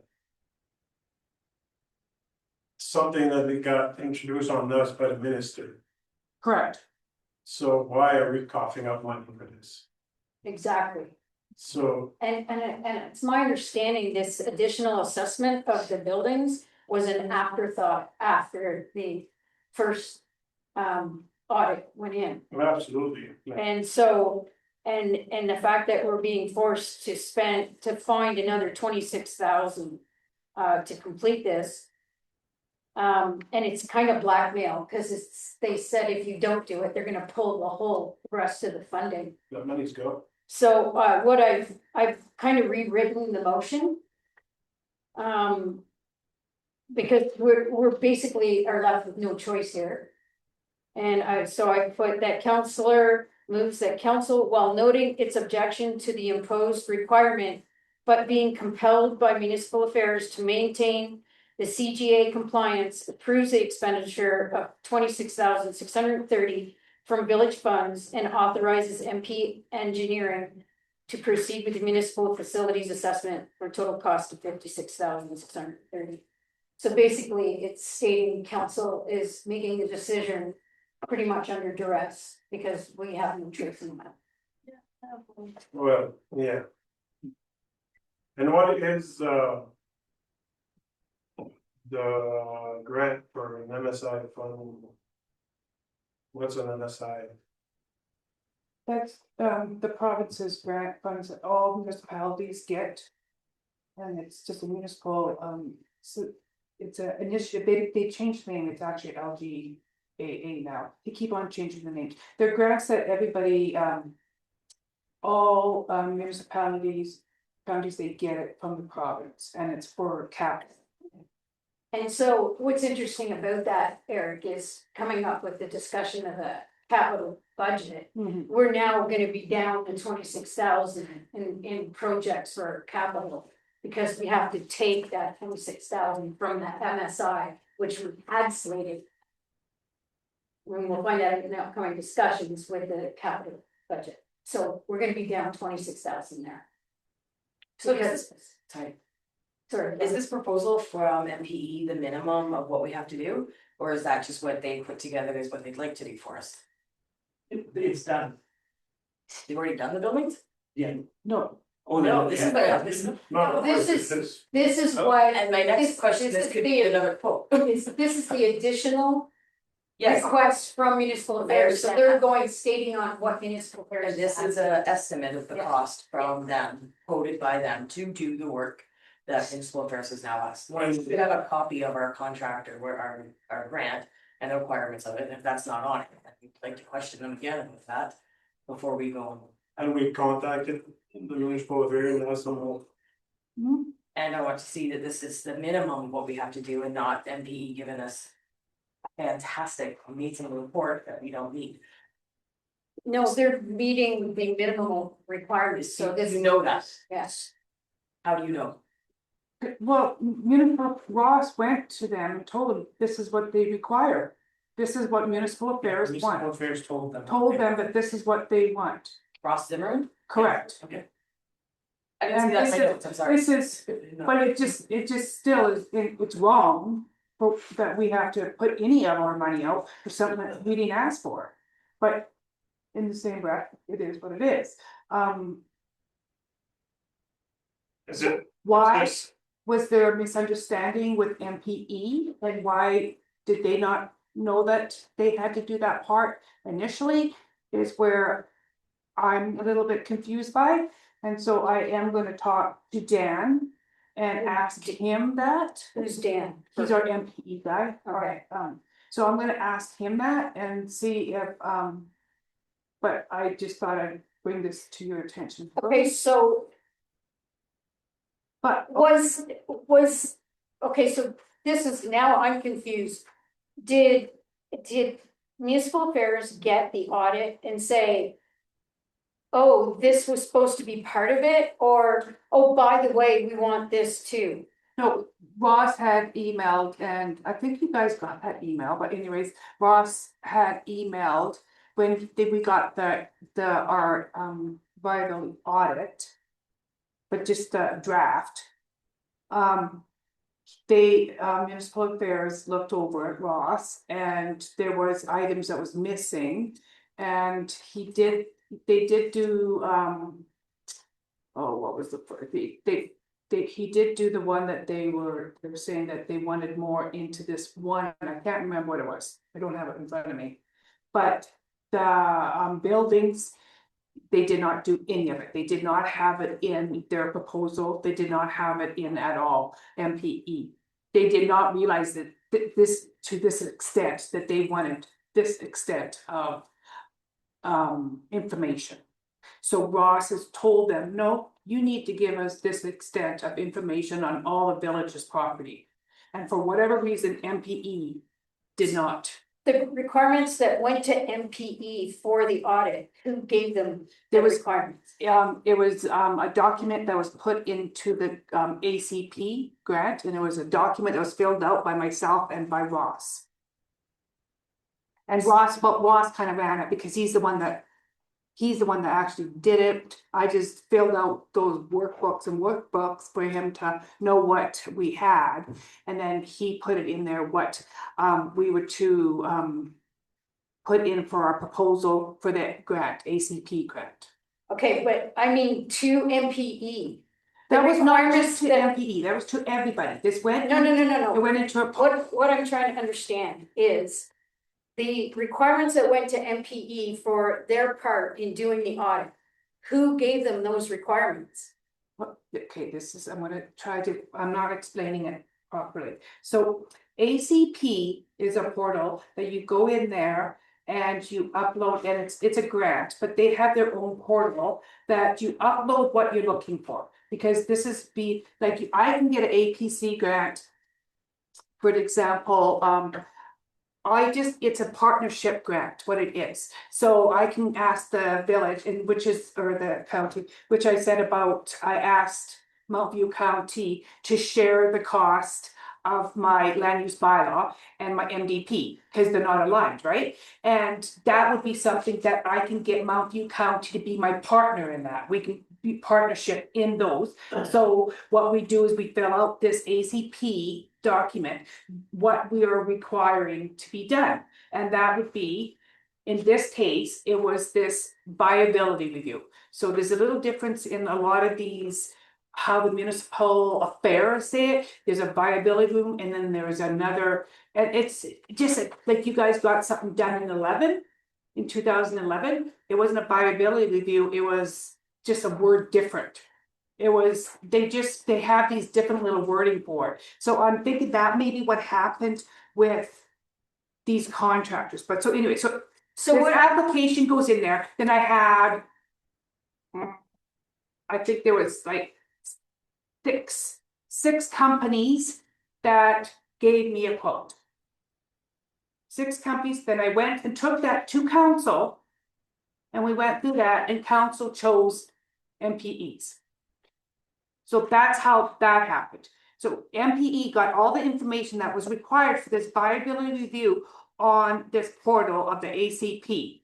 okay, so what they got, was it lacking in the details about requiring these building audits, or is this something that, oh, by the way, we need this too? That's what I'm trying to figure out. And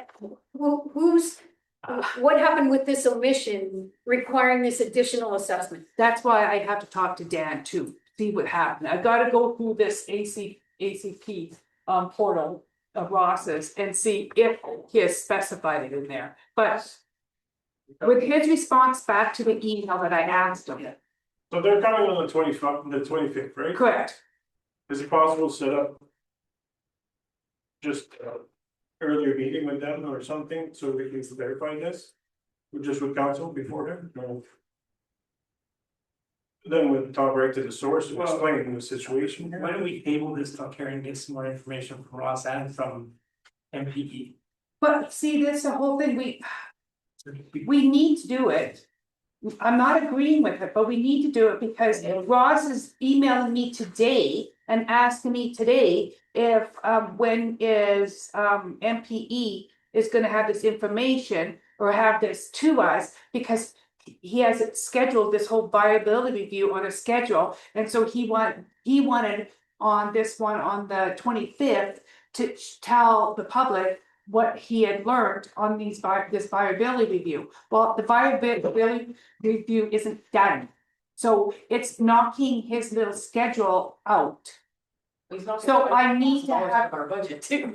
I had to, so I have to get approval from you guys, so I can give the approval to MPE. But it's just a point of, it needs to be done. Now, if we can wiggle with some dollars, that's what I'm gonna try to work with, but I had to bring it to you guys so we can get this going, so we can get this viability review done. Because, and that's another thing that really upset me, is a point of, the municipal affairs just expected that MPE didn't have any other projects on the go, like, oh, okay. So this isn't something that's gonna just take a couple hours to do. This is obviously with that amount of money and what do they got? So they need, like, I have another whole person that I'm dealing with in MPE on this. That actually did that, but he probably specializes in buildings. But if you went through this, this whole thing on page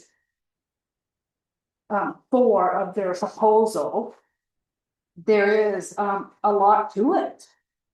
A lot of calculating, a lot to it for them. So this isn't something that they can just pull out of their back pocket in a week's time. This is gonna be a timely thing. So it's unfortunate for municipal affairs, because somebody had dropped the ball on something here, because it was the timeline for all of this is not gonna align to their little.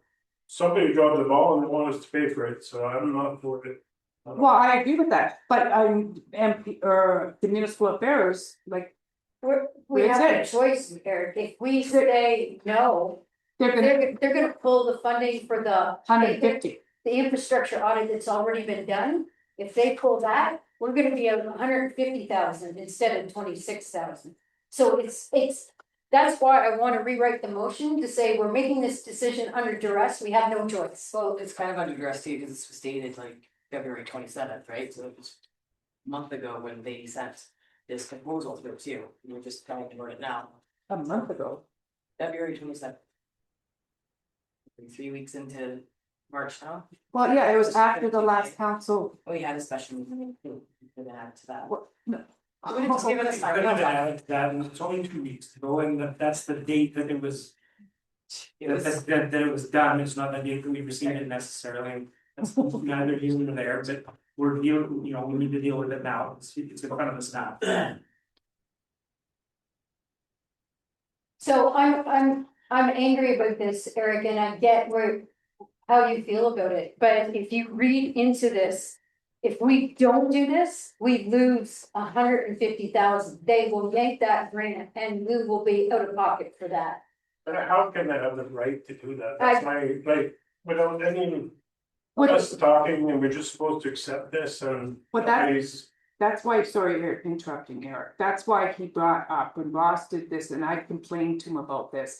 That he went in, because he's in the same place where we get our MSI money, LGA money. And he went in there and with this email that came back to me, he says, well, you have this amount of money in your grant funds, you can use that to get for the remaining. So, and that money is coming from municipal affairs as well, so. Even though it's our money, it's for our capital project, but it's their money that they're giving us, so. It's not coming out of our back pocket, but it's coming out of our capital. when is the expiry date to have all this done? Or they pull our funding, We're. 25th of February. that's what Mark Ross would like that, for his thing. This was all supposed to be done December 30th, so it's just been Correct. back and forth and back and forth. Look. So it's paid for out of another grant, Yeah, that takes away from. it's gonna affect. That's why I have two capital resolutions budgets. there, Yeah. that's why I have the two resolutions on there, the first It resolution. just limits, it just limits the money that we can earmark for other capital projects. Yeah. And we can that. Well, yeah. It might not matter at all after all. Is there any further discussion on this? So, I'll go with, That's the issue. or, yeah, you're, good question. That's So just- you're saying you wanna take the money from the MSI fund? no, I rewrote that first motion, Yes, Well, then we've gotta take that up. We don't have 26 though. Yeah, let's no, blend it with the last one. well, I think, no. she's That doing the first motion one, Where we approved the expenditure. yes, but she didn't touch the second one. That's the one I rewrote. Yes, yeah, And then the next one is that we approve that we proceed with the grant application using village MSI funds to cover the extra cost. So that's a different motion. correct. What I did was rewrote the first one. Can you read that? That Counselor Blank moves that council, while noting its objection to the imposed requirement. But being compelled by municipal affairs to maintain CGA compliance. Approves the expenditure of $26,630 from village funds and authorizes MPE engineering to proceed. Within municipal facilities assessment for a total cost of $56,630. So I just added that section in there, noting to municipal affairs, we're doing this with no choice and kind of under duress.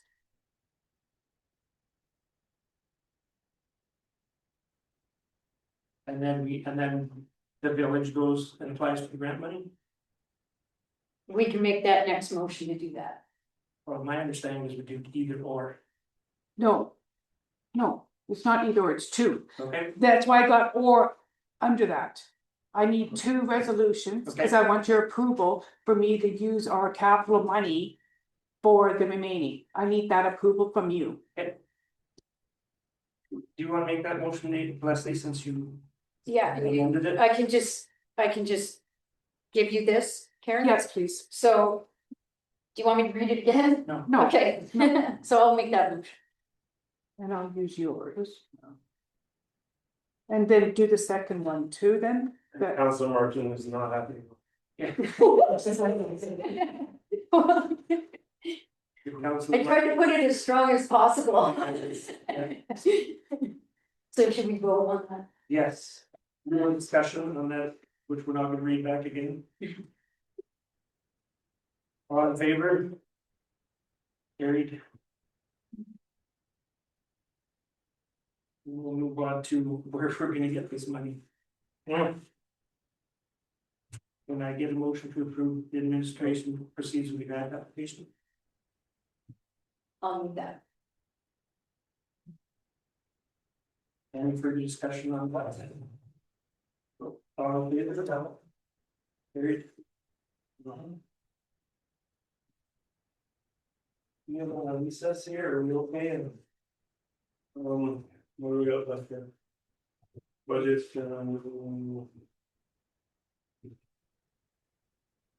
renewal, the AP.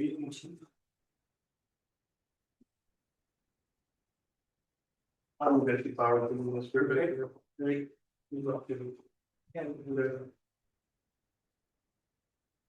We're on AB. yeah, We're calling recess now. Is that what you're doing? You want to power through unless you did? No, I'm good. Let's go. Okay. So we'll move on to the input over here.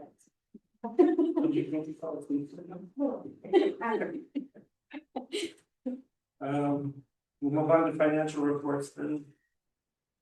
Sorry, not it. Oh, we missed. It's great. AB. Yeah, new, oh yeah, Which one? AB, it's the we're in. Video. Yeah. So we have a proposal, yeah.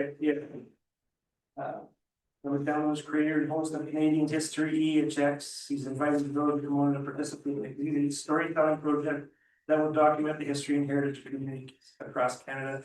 As part of the initiative, he would visit Pomona and produce a 10 to 20 minutes professionally produced video highlighting the community's history, heritage sites, preservation efforts. The video would be shared across his national social media and media platforms, reaching a large audience interested in things in this event travel. Filming would occur between June and September of 2026, with the final video delivered within 2 weeks of filming from the mystical view. So it's got a list of the, the options and benefits, and also the disadvantages there, so. I mean, he's saying the potential benefits are that it promotes our community's history and heritage. It increases tourism and community visibility.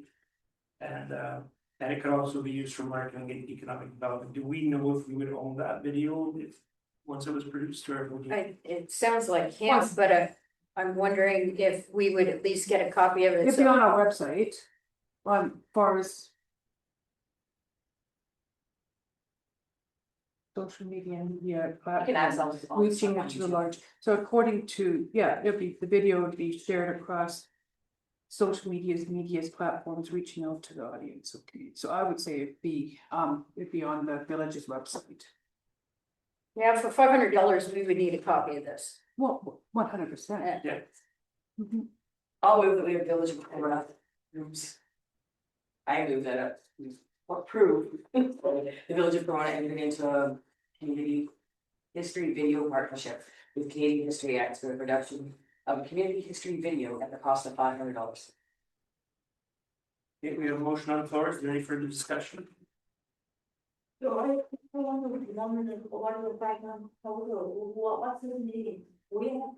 We pay him $500. He makes a video for us that goes on his social media and media platforms. And we get copies to put on our website. I would hope that we would own. Ever. once it's on there. Yeah, we would own the videos. He has stuff on YouTube and you can listen to his podcast and stuff now. He's got one on Bright Creek that's pretty interesting. Great. Any further discussion? All in favor? Carried.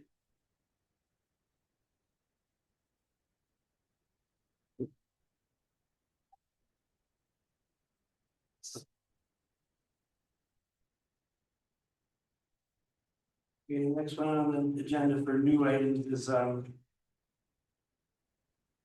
don't know if you guys have the updated agenda here or not, but. The background of the proposal here is we can shorten that quite a bit.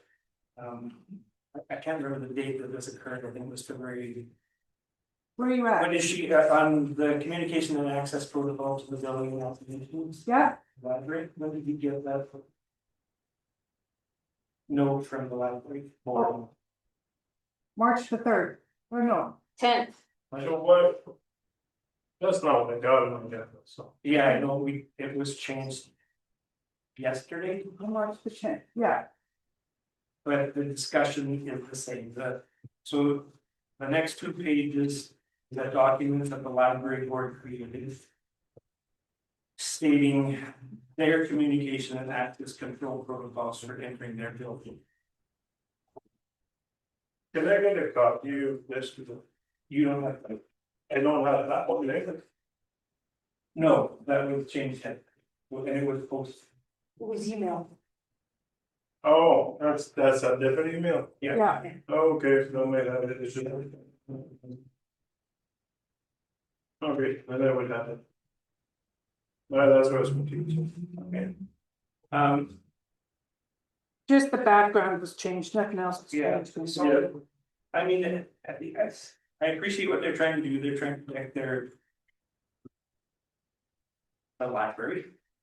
But the village owns the building, we have a memorandum of understanding with the library board.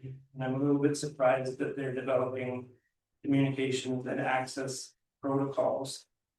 For a building that we own, when we do have a memorandum of understanding, and to me.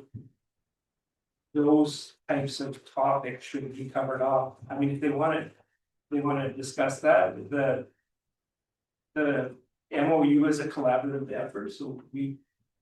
We provide a copy, it goes back and forth until we have a negotiated document. That we all agree upon and then it's signed. So I don't think we were asked to sign on to this, I'm just saying that having received it. I would prefer that this should be negotiated and trying to work. Memorandum of understanding. And the library can have a standalone document if they want, but I don't feel that because we own the building, we have the right to access at any time. The way I understand this, But we can negotiate that and. I know, but that's a long drawn out process, like this is. You've already sent them our draft and. It could be, but so I, like Leslie made my own motion to handle this a little bit, that would just, maybe smooth things over and then. Just offer better communication with the library in general, so I'll read it, right? The council receive and support the library communication access and control protocol, and that matters relating to the building access and operational coordinators. Coordination be addressed through the memorandum of understanding between the village of Cremona and the library board. And that administration and the library staff work collaboratively to ensure appropriate coordination. Practices are in place in the interim. So when they need a building or something, everybody's notified, that's all they're asking for, from what I understand. Yeah, and all I'm saying is that. That verbiage in language belongs in an MOU rather than a standalone. I don't have any issue with anything that you said, Jenny, it's just that, and we're not being asked to sign on to this. The library board's communication and access control protocol, but I would really like, I would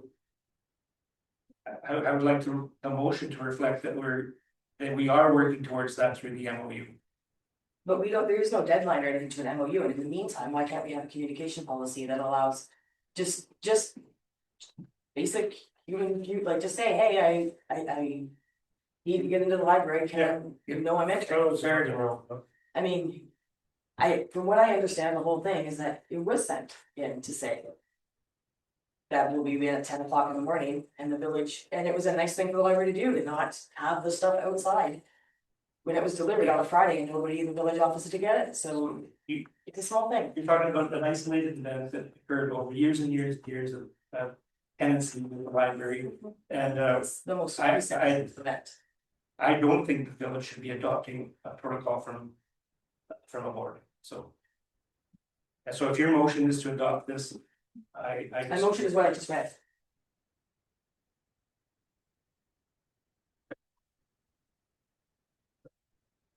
You're saying, can you really get into this? Yep. So I'm making the motion, the council receive and support the library board's communication and access control protocol. And that matters relating to the building access and operational coordination will be addressed through the memorandum of understanding, so I'm saying it is going to be addressed that way as well. Between the village of Cremona and the library board, and that administration and library staff work collaboratively to ensure appropriate coordination practices are in place in the interim. Any further discussion? No. All in favor? Opposed? Motion's carried. Would you like a copy of that?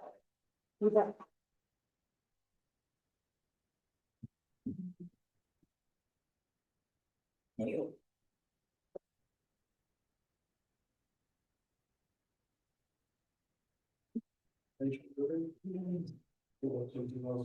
We're on to the financial report. Will everybody have an opportunity to look through this? I did. So, again, porta potties. What's going on with that, Karen? Okay, I learned a lot about the porta potties. The porta potties are not, are ours. There's 5 of them that are ours. And one which is theirs, and they took theirs. And they usually don't clean them in the winter months, so I'm not sure where you're seeing the porta potty cost. It's Give me the number. twice, Arcan rental and then down below. Well, that'd be the last one, so it's just old, oh, they're porta potty rental, yeah, so that's that. And then the other one's good rental and cleaning, so I'm just trying to. Well, that'd be the, yeah, that'd be the cleaning of that one, but it's moved gone, it's gone. We don't have it anymore, Yeah, that was the one by the hotel in his book. correct, Oh, yeah. so they took it, that's the only one that were rented. That's the only one that we were renting, and we're not sure why, he wasn't sure why either, but anyways, it's gone. And they usually don't clean.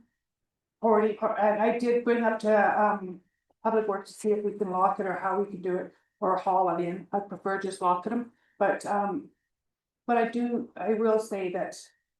The one at the office at the skate park or whatever, it is getting used. As crazy as that is in the wintertime, but anyway, so we are paying no rentals because the remaining are ours. The only thing we're gonna be paying for is the cleaning. And that's only a scheduled thing, and it's in the summertime, not the winter. But I thought we put a motion and carries to lock up this and. Correct. And so the remaining ones, that's what I had, is to see how we can lock them up. So they're not being used. Not gonna be paying any money into them to get cleaned or whichever, right? No expenses.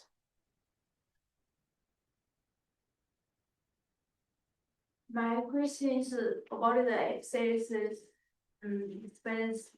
Why we have to pay, why didn't we pay themselves? For the excess, All the monies for SCSS go through the. Oh, it goes through their account. Yeah, It goes to it's the their SDSS account. We just do Okay, the their financials. Yeah, we just do the financials for them, but it goes through their funds. Cause Cause they're confused. they're a department of the village. They are, yes, What is the subscription? 87.61.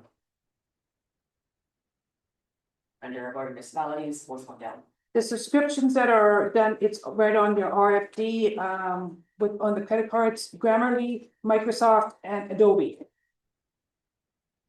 And that was asked that last time and I answered it on this one. Okay, well, it just says subscription on this. And then what is the seizure review? Where are you looking? 5th one down under the Board of Municipalities, $50. Here's what it is.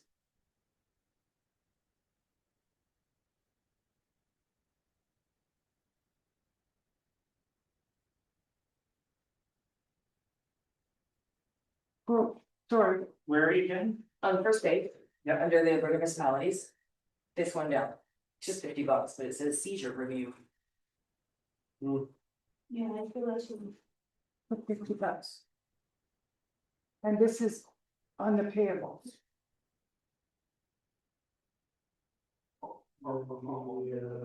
So, Under municipalities, Over this Valley Dale River. There, get 5 down. There, Yeah, I'd have to look at it and bring it back, write it up on the next one. and then on 1, the 2, second, 3, 4, 5. on the second page, under Mountain View Publishing. Which is,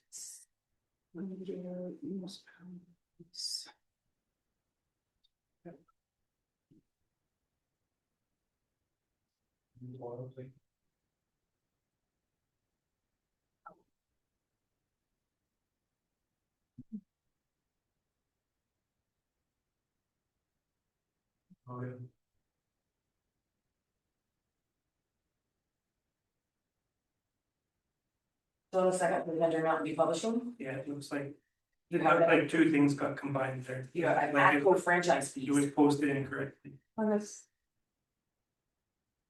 About the sixth from the bottom. Second dollar value.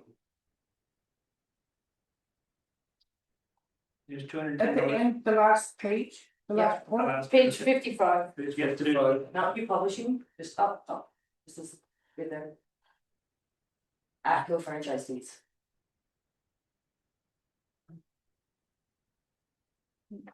Let's look at that.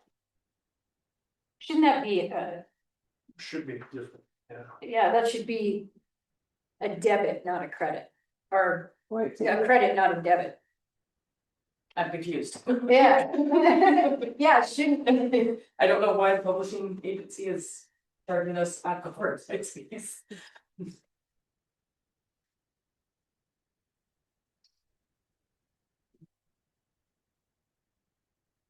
And then what is the cemetery trading? Or is it 78? Do you have every month? The what? The cemetery trading. Do you have- Cemetery, Yeah, cemetery trading, 2078. cemetery train, that's. Is that every month? No. there was we got new software for the cemetery, so they've been training on it. So how many sessions were there for the cemetery training? just, I think it was, both Sandy and I.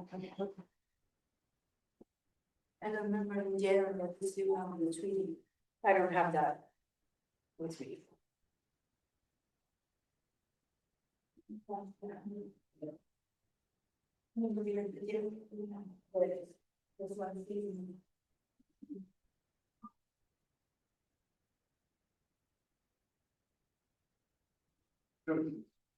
Why are those posted as the same check? I guess is my concern. So But what's that, sorry? there's it cleared up from the bottom on page 1 or 2. Page 1 up to. There's annual licensing for Atlas Technologies and there's cemetery training. And both of them added together, it looks like they're posted on the same check. Well, because they're from the same, they're going to the same person. Muniware is Catalyst now. So Callis was, oh. okay. Yes, so we got the cemetery program from Callis, Okay. that's who we have our program with, and they're the ones that did the training. And that's that annual licensing that our financials is right above it, that's that 599945. Okay, so, yeah, Anything else there, folks?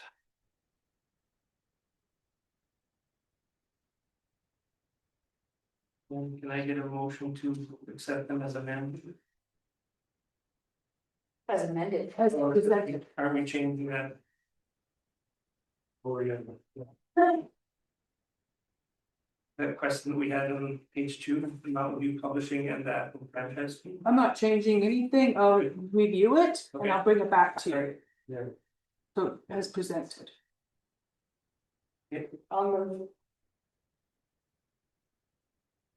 Any further discussion? All in favor? Carried. And so the financials, I just put the new operating numbers in, that's why you weren't getting them originally. So you won't have that, you'll have it in your second email though. Yeah, Cause I just put our new numbers in our software. That we just approved.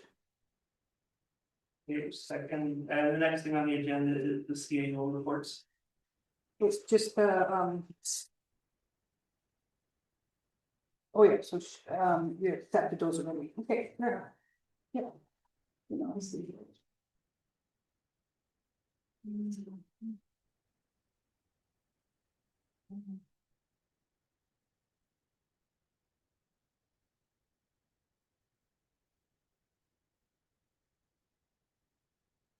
Any questions here? I'm sure, motion. For insurance, how are we insuring this building? Because everything I look at, you can't insure something we don't own. We don't theoretically own this building. Even if we have contents insurance, we have no liability insurance, unless the people who own the property are paying the liability insurance, which would be very strange. So I'm wondering how are we insuring this building and having liability coverage for it? Especially also considering all the programs and stuff happening here. It's insured How is it insured if we don't own it? through the same company that we insure everything else with. Are they aware that we don't own the building? They're aware of a little of the confusion, yeah. Is there not a way that we could just purchase it all back and the same contingency plan that they're gonna give us this back and we just able to like the land back and be in compliance then all the way around and then continue with things rather than doing things backwards like this? Cause I don't know that, I have looked into a bunch of insurance and nobody says you can insure something you don't own. I think it's worth looking into, Thank you. testing with that. That's all I wanna check into. Thank you very much. It was, I mean, the land was donated to the village and currently the title's screwed up. But I don't think the insurance companies would fall on the policy, but it's certainly worth looking into. I didn't know back. So. Did you kind of went over the public works? Is somebody gonna accept the public works report? I didn't see it. I didn't see either. That was on. It's 9B. No, that's, Nine B, I have got a CAO report. I don't know. And then after that, It's 9D, yeah. But we're just still working on the CAO. I've got CAO reports, so it's B, CAO evaluation as C, and then D is public works and water operator. okay, I didn't even come to this at all. I asked for all of them some papers, but I picked up the rest of them. this wasn't missing, this was an original.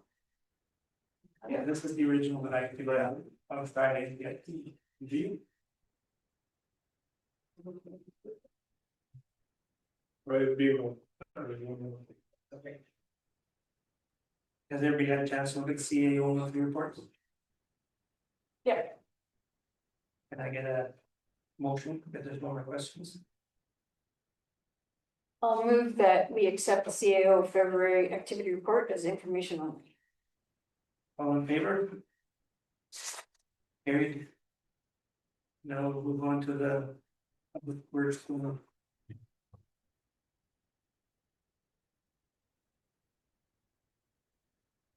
Water report. Has everybody had an opportunity to look at that? I still don't see it, I didn't work for it. Still water. Yeah, I don't see a public works. No, she added it, then only have a lot of them. She did add it to the other one. No, the Public Works report is the water report, is it not? Yeah, You have it accepts public works and water reports, not. Why you do that? page 84, it's there. What page do you have it on? I have it on 66. Yeah. It's the Yeah. water report, Water Yeah. report. but there's no RFP to accept it as information. Well, that's only, it's, on the bottom of that. The CAOs. I have Yeah, two, there is an RFP. yeah, I have two of them there. Oh, yeah, it's, Yeah.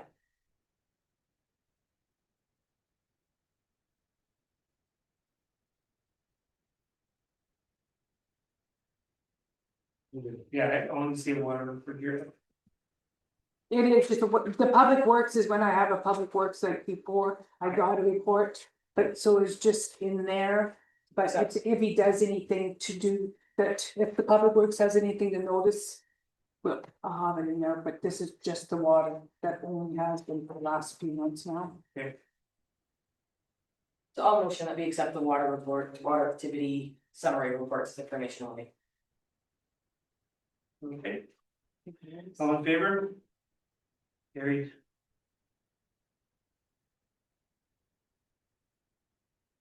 You know, Karen, you've got the CAO evaluation, was that just to see which form we want to use or? That's just there for you guys as, for prior, yeah, for after. No resolution required. No, We're moving on to minutes. Committees, board and commissions. We'll just go around, so there's I went to Mount View Seniors Housing board meeting and there's some literature there about our discussions that day.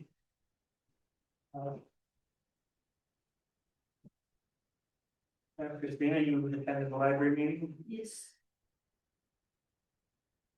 Very good, very good job. They are talking about the 5 stage.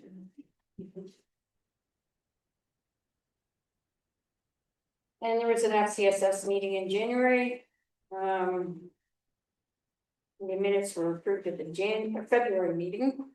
And then the FCSS coordinators report, which we went through the external funding and we approved that, you know, it was at a February meeting, I believe. Yeah. And Councilor Martin, did you attend any? No, we did like, well, before that, but I still didn't receive it. Have they sent anything to you? who's that? The Chamber of Commerce? No. We got another meeting next week, so I'm sure that, Councilor Thompson, any board They meeting? didn't send, sorry, you're, they didn't send you any minutes? no, they, Yeah, no, I didn't get any. I'll email them. I do have that But it meeting probably- next week. It needs to be approved, so they'll probably approve it. Yeah, No, I attended nothing. I did notice however that the letter from Alberta Municipal Affairs dated January 8th, to the chief elected official or library board chair. Maybe there's something that the library mentioned tonight about what they did that we could nominate them for something. Oh, yeah, I saw that in the communications as well. No, that the council that does that nomination? It looks to me like it could be either or. I mean, it's. That's in correspondence, Yeah, we're still on Yeah. committees and boards. Sorry. Any other questions or issues about the committee's minister? Reports? No. Can I get a motion to accept them? Information? All in favor? Agreed.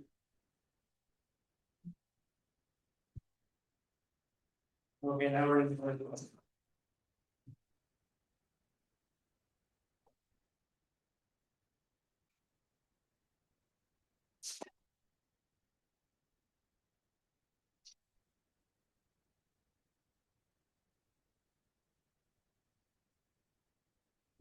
What I got here is the infrastructure audit building status update. So in that MPE report, there's remaining budget 6,000, is that going to be applied to the 56,000? No, this is old, he missed the last meeting. I didn't get it until after the last meeting. This one, he was like, he gave it to me like kind of a day after, whichever. So I do believe we got a little one that came in. They're pretty close, but it's not to a 0. It's not true, he hasn't given me another one, he's probably still waiting for me, but it could, if it's that, or if it's it would 100%, it'd still go within the grant funds. So, right, if they didn't spend the whole the budgeted 130, see, look, see, this is 130, see, Ross told me it was 100.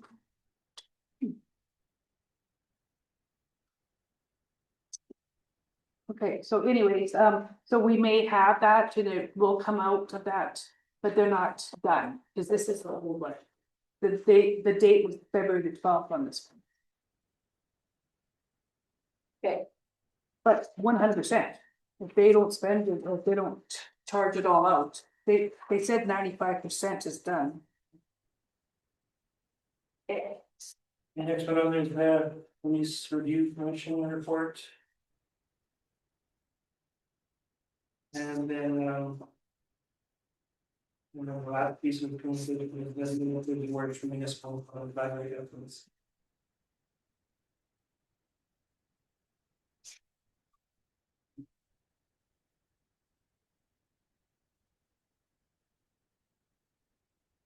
Oh, I was just thinking that it could work with the board chair or something to see if the library would like to be nominated for some of their things that they're doing. Will I hand out?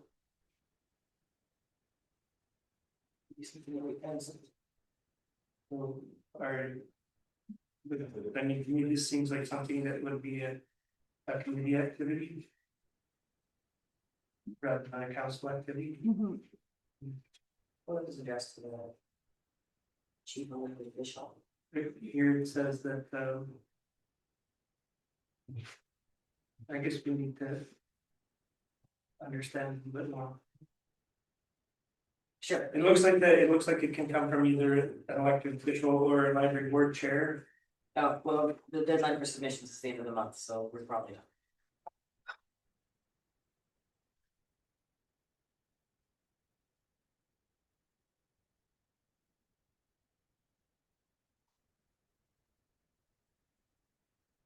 No more other discussion on that, I think we'd be challenged to get, the submission put together. Not that I don't think they're worthy. If there's nothing else, can I get a motion to accept the correspondence with information? I will say. All in favor? Carried.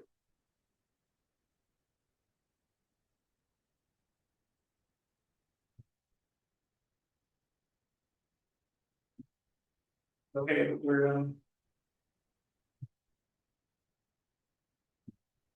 budget stuff then. Capital budget.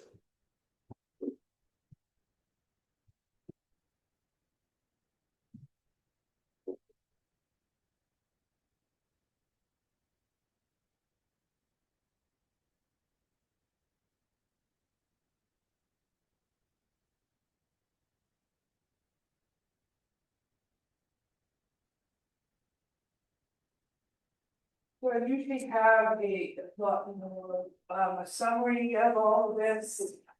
I can do with other stuff, and I have a lot that I'm going to go to. This is the debenture that we have.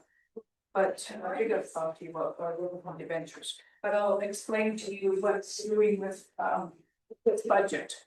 What I've so we need to raise with taxes about 40,000, between 520 and 540 $1,000 through our taxes. So with that, the first row, the mill rate is what it is right now present. Well, okay, the first, you see the total, that's our new assessments that are in that. That adds up to the 58,675.9. The taxable assessments. Okay, so the next has mill rate on top of it. That is the mill rate that we have as of today, as we had last year. Nothing has changed. The tax levy, beside that, that is with last year's taxes.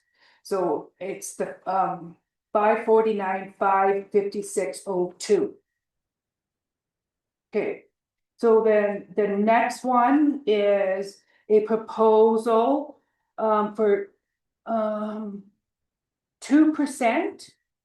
but 2% being applied to vacant residents, vacant land, and farmland. So the three that's highlighted, proposal of a 2%, because I'll go to that next. to encourage these people that are sitting on this land so we can't, and not being developed and having more of an income, a tax base, at 2%, which you'll see there, which 2% isn't a whole lot. It raised the residents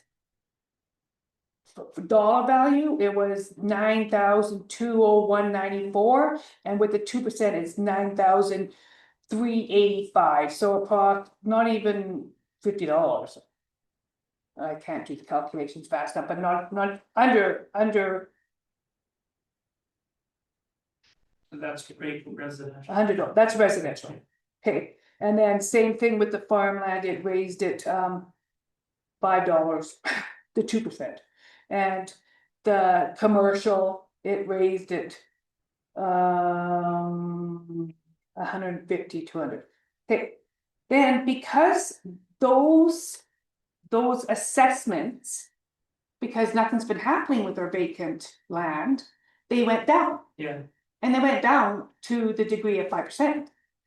So the next line, with just those, I have proposed for those, the vacant properties, to have a 5%, which still isn't a whole lot. And then I also have proposed to bring down the residential minus 1%.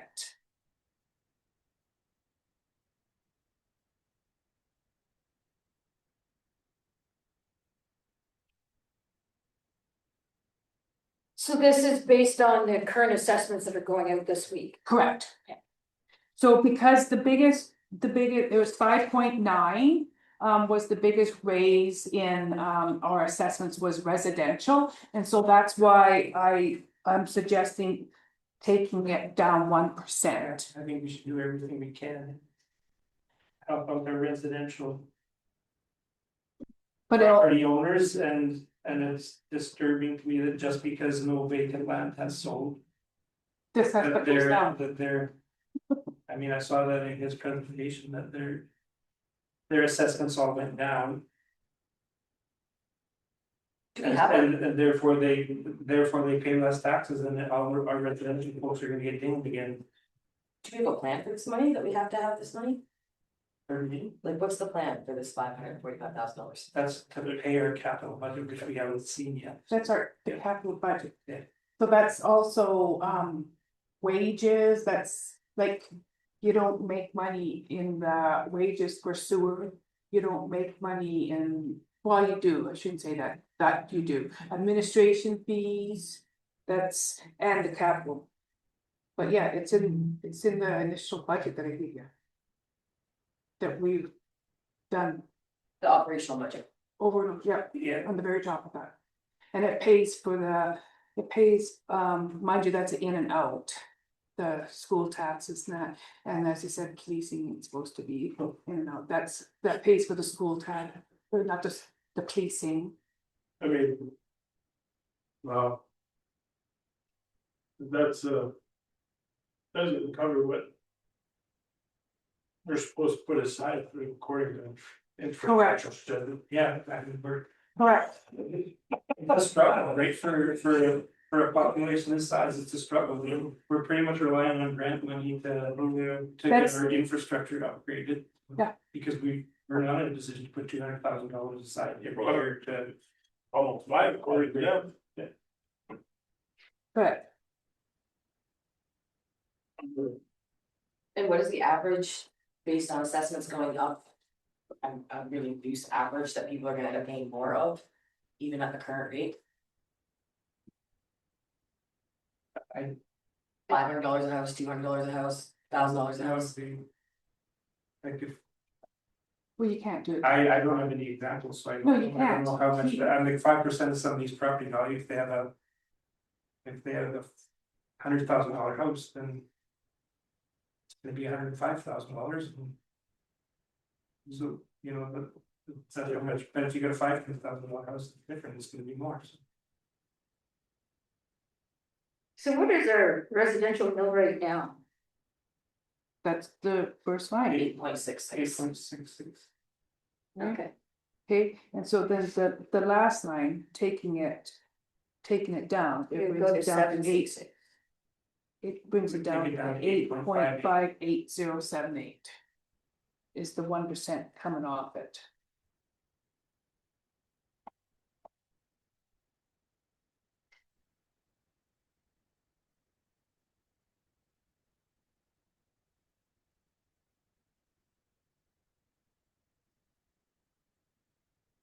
And our debentures, like, so that's another thing that our capital pays for, our debenture, we have.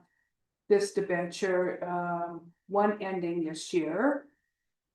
And we have still 110,000 for the other debenture, so that's another thing that. This The money one this pays, year is how much, 60,000? the one that we're paying this year that's ending is 32,000. Oh, okay. So we're gonna be done that, the 32,000. Yeah.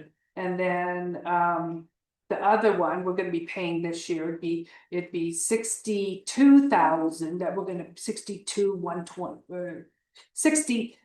Sorry, 33,000, 33,000, but it's still going longer, cause that's just, the remaining is gonna be 10,000, still. With that, How many dividends do we have? we had two, We have two. there are two. And then we're in the wages there? I do believe they're both for streets. 3,500. I don't know why. This is-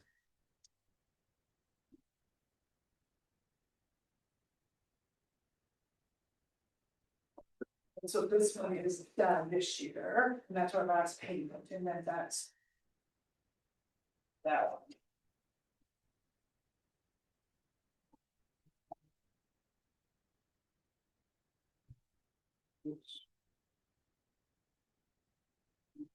I don't know why what the percentage, that's our rates of the percentage, it came on some sheets.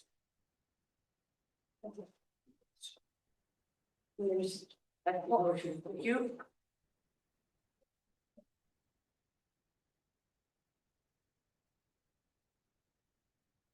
Are all these other ones cleared off in 2020, 2021, they're all. That's just a payment plan, it's just a payment ratio, what that is, a spreadsheet on how the debentures are allocating. I should be getting a new one this year because.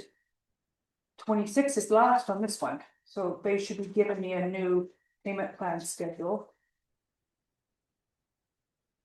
So by the end of this year, we'll only get one left. Correct. Okay. Yes, exactly, so after, but we're still paying this year, we're paying 60-some thousand, right? Yeah, no, but yeah. Yeah. And we'll have 100 and that. Yeah. Correct, For and next. so we're only gonna be paying around 35, right, 30, because it's getting smaller. I got you, Yeah, okay.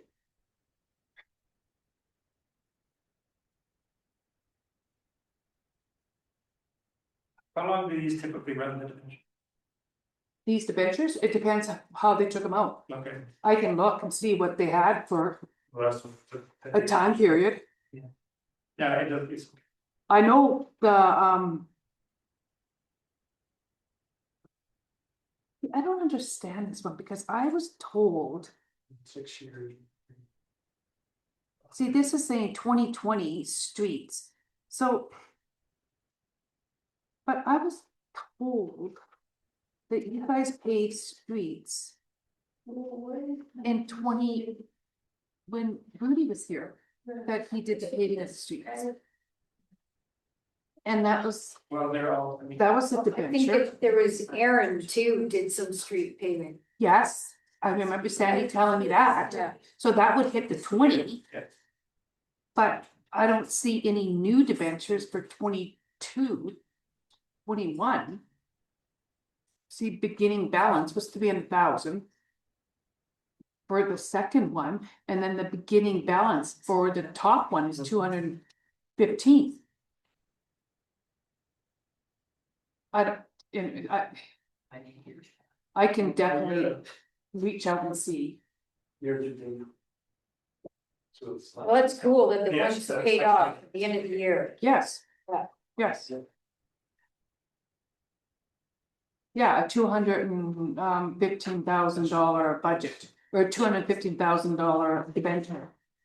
And we're paying 32,000-ish on the other this year with, Yeah, well, the first one is the principal and the second one's the interest. yes.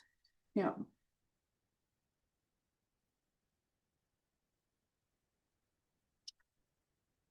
So there's over 60,000 going towards debentures this year. Correct.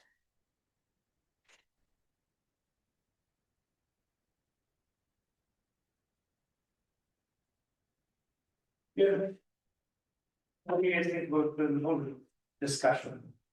yeah, it's, well, it's a. I'd be in favor of it. It's just, it's hard because we can't make up ground on the There's no, residential vacant. We're not going to anyway. Because the numbers out there. and now we're losing another 26,000 or so. The blue here for.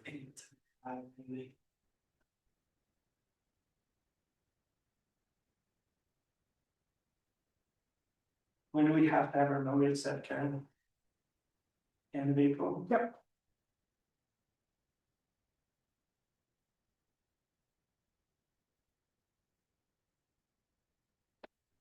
Well, it would make, it makes sense that. You know, we can raise the empty lots.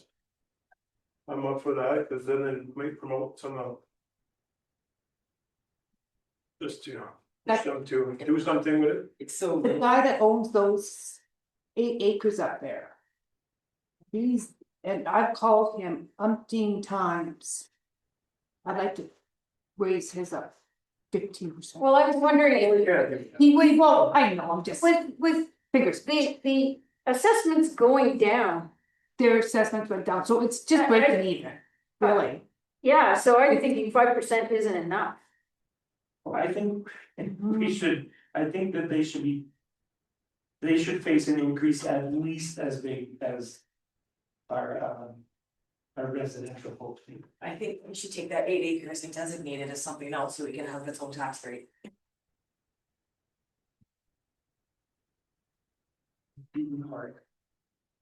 Residential acreage. So what is the zone And at? you put residential acreage units at whatever you want to call it. What is that zone in that? R2. Urban reserve probably. The 8 acres, is that zoned urban reserve? What's it zoned? R2. R2, Yeah, it's hard. yeah, R2. Yeah, it's It residential. looks like some reserve and reserve too, though, isn't it? Urban reserves is over by Blacks for sure. I wouldn't pay too much attention, those. Urban reserve, Yeah, that's true. just the green spot. I got us in some pickles before, Well, isn't well, not it us specifically, but. 8 acres, isn't it up here? That R2, that yellow, Yeah. Oh. that yellow, Oh, that's that yellow right there that you were Yeah, touching. right here. Yes, Okay, that is it. Yeah, so it's R2. yes. Yeah.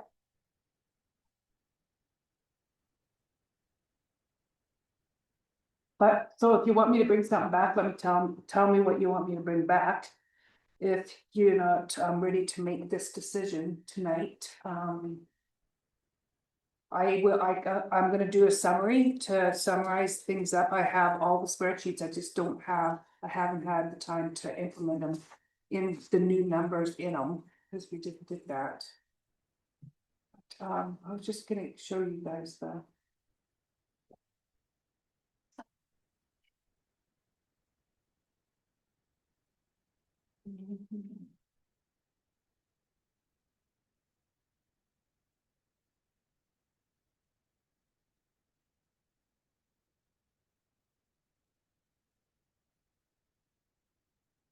So,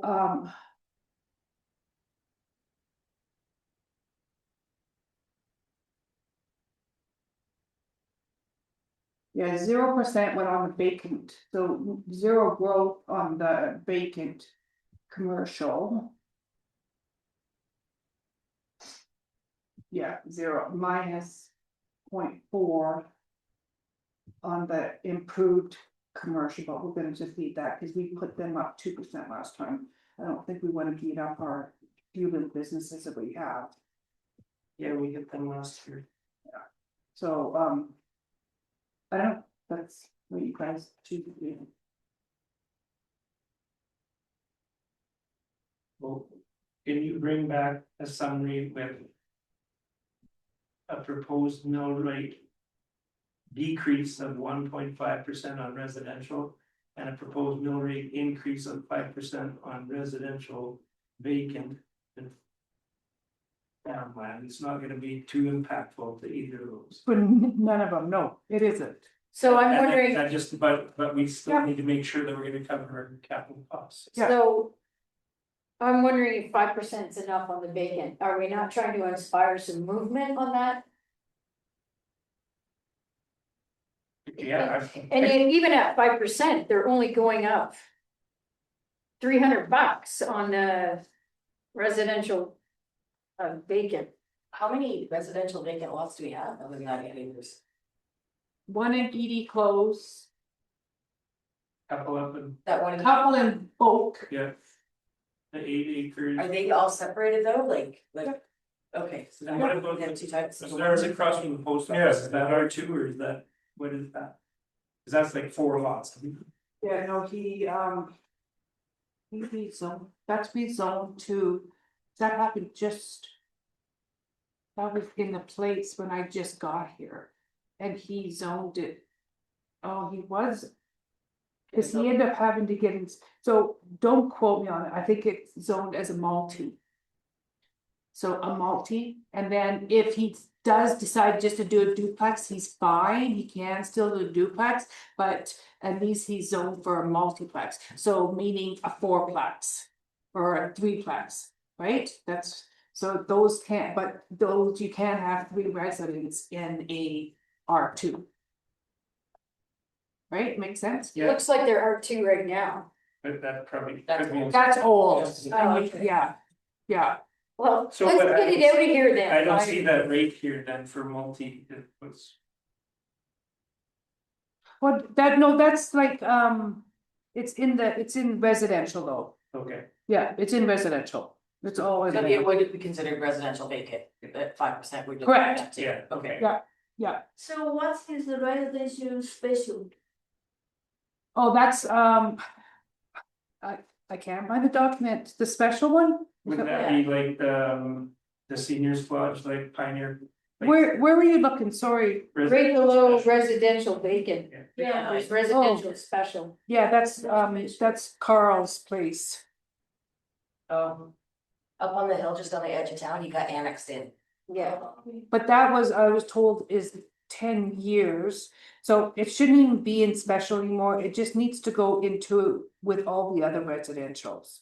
Because I asked Kevin about that, because I knew it's been over 10 years, so what it should be is being moved into the residential.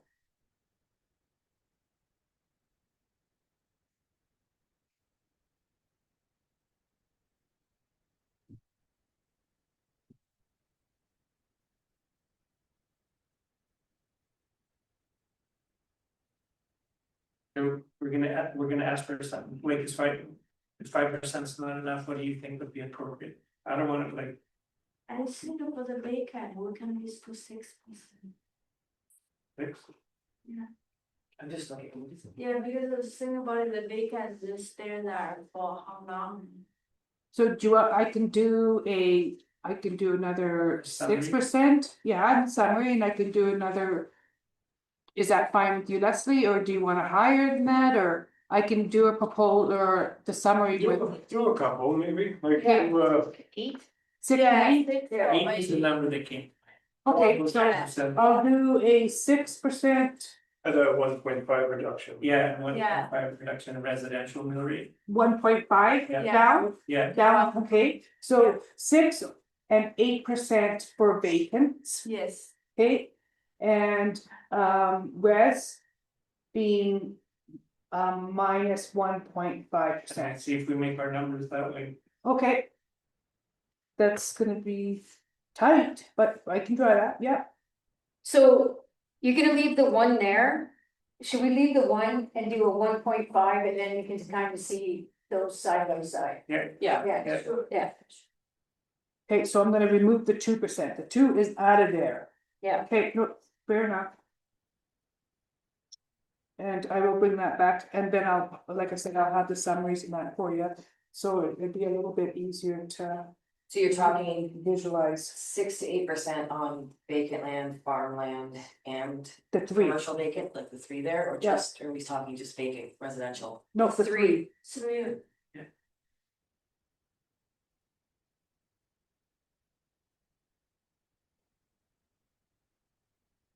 So we're gonna table this pending the summary, Yeah, any more discussion on this post?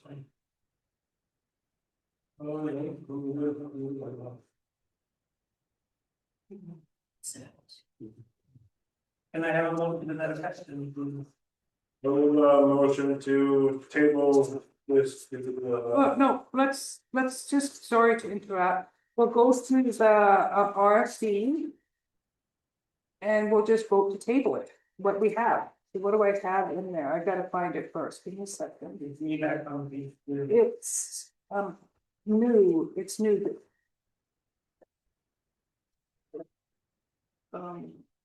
That's the open forum. Business arising, okay, so I have for a resolution here, council approves. That the village of Cremona will set the capital budget income or. And then it has that, so we can just put your name in there and then we could just table it. Instead of, The Councilor Martin Taylor's. yeah, I'll just put in here approves, and then everybody will just ask for it to be So tabled. to be the The second. next regular meeting, or do you wanna have a special meeting, or what do you wanna do? I think regularly, Regular meeting, I'm really gonna, Good morning. next month, I'm gonna be struggling to do any extra meetings. Okay, table. So I tabled that, you guys tabled it. Yeah, all in favor? Do we need to vote on that? Yeah, we do. Yeah. Yeah. Okay. Okay, so that's good.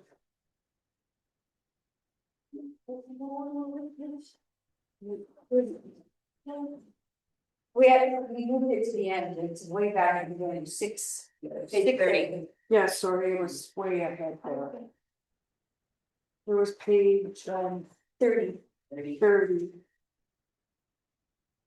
You know.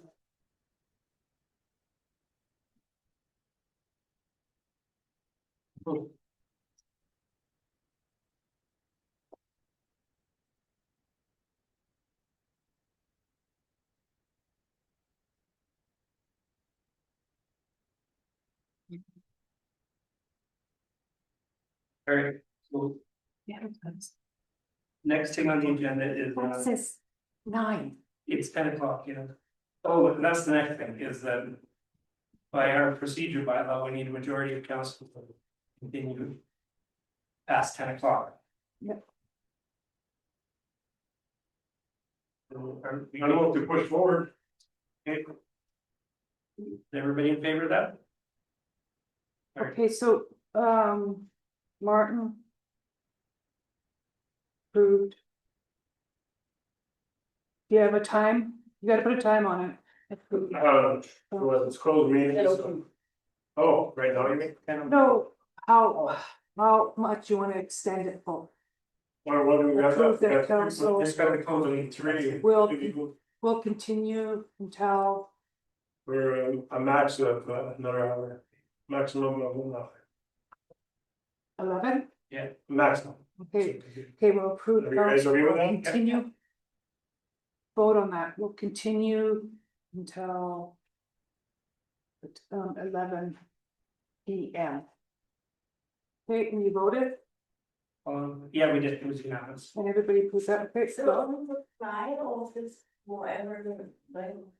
No, just for today. Because it's past 10 o'clock, we're gonna vote if we wanna keep the Is it our policy? Or is it a policy or bylaw that bylaw. we go to 10? Yes. Yes. okay, so,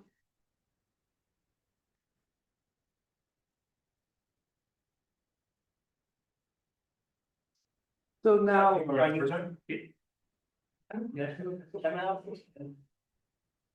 So I need a motion, or can I just convene the closed meeting? yes, please.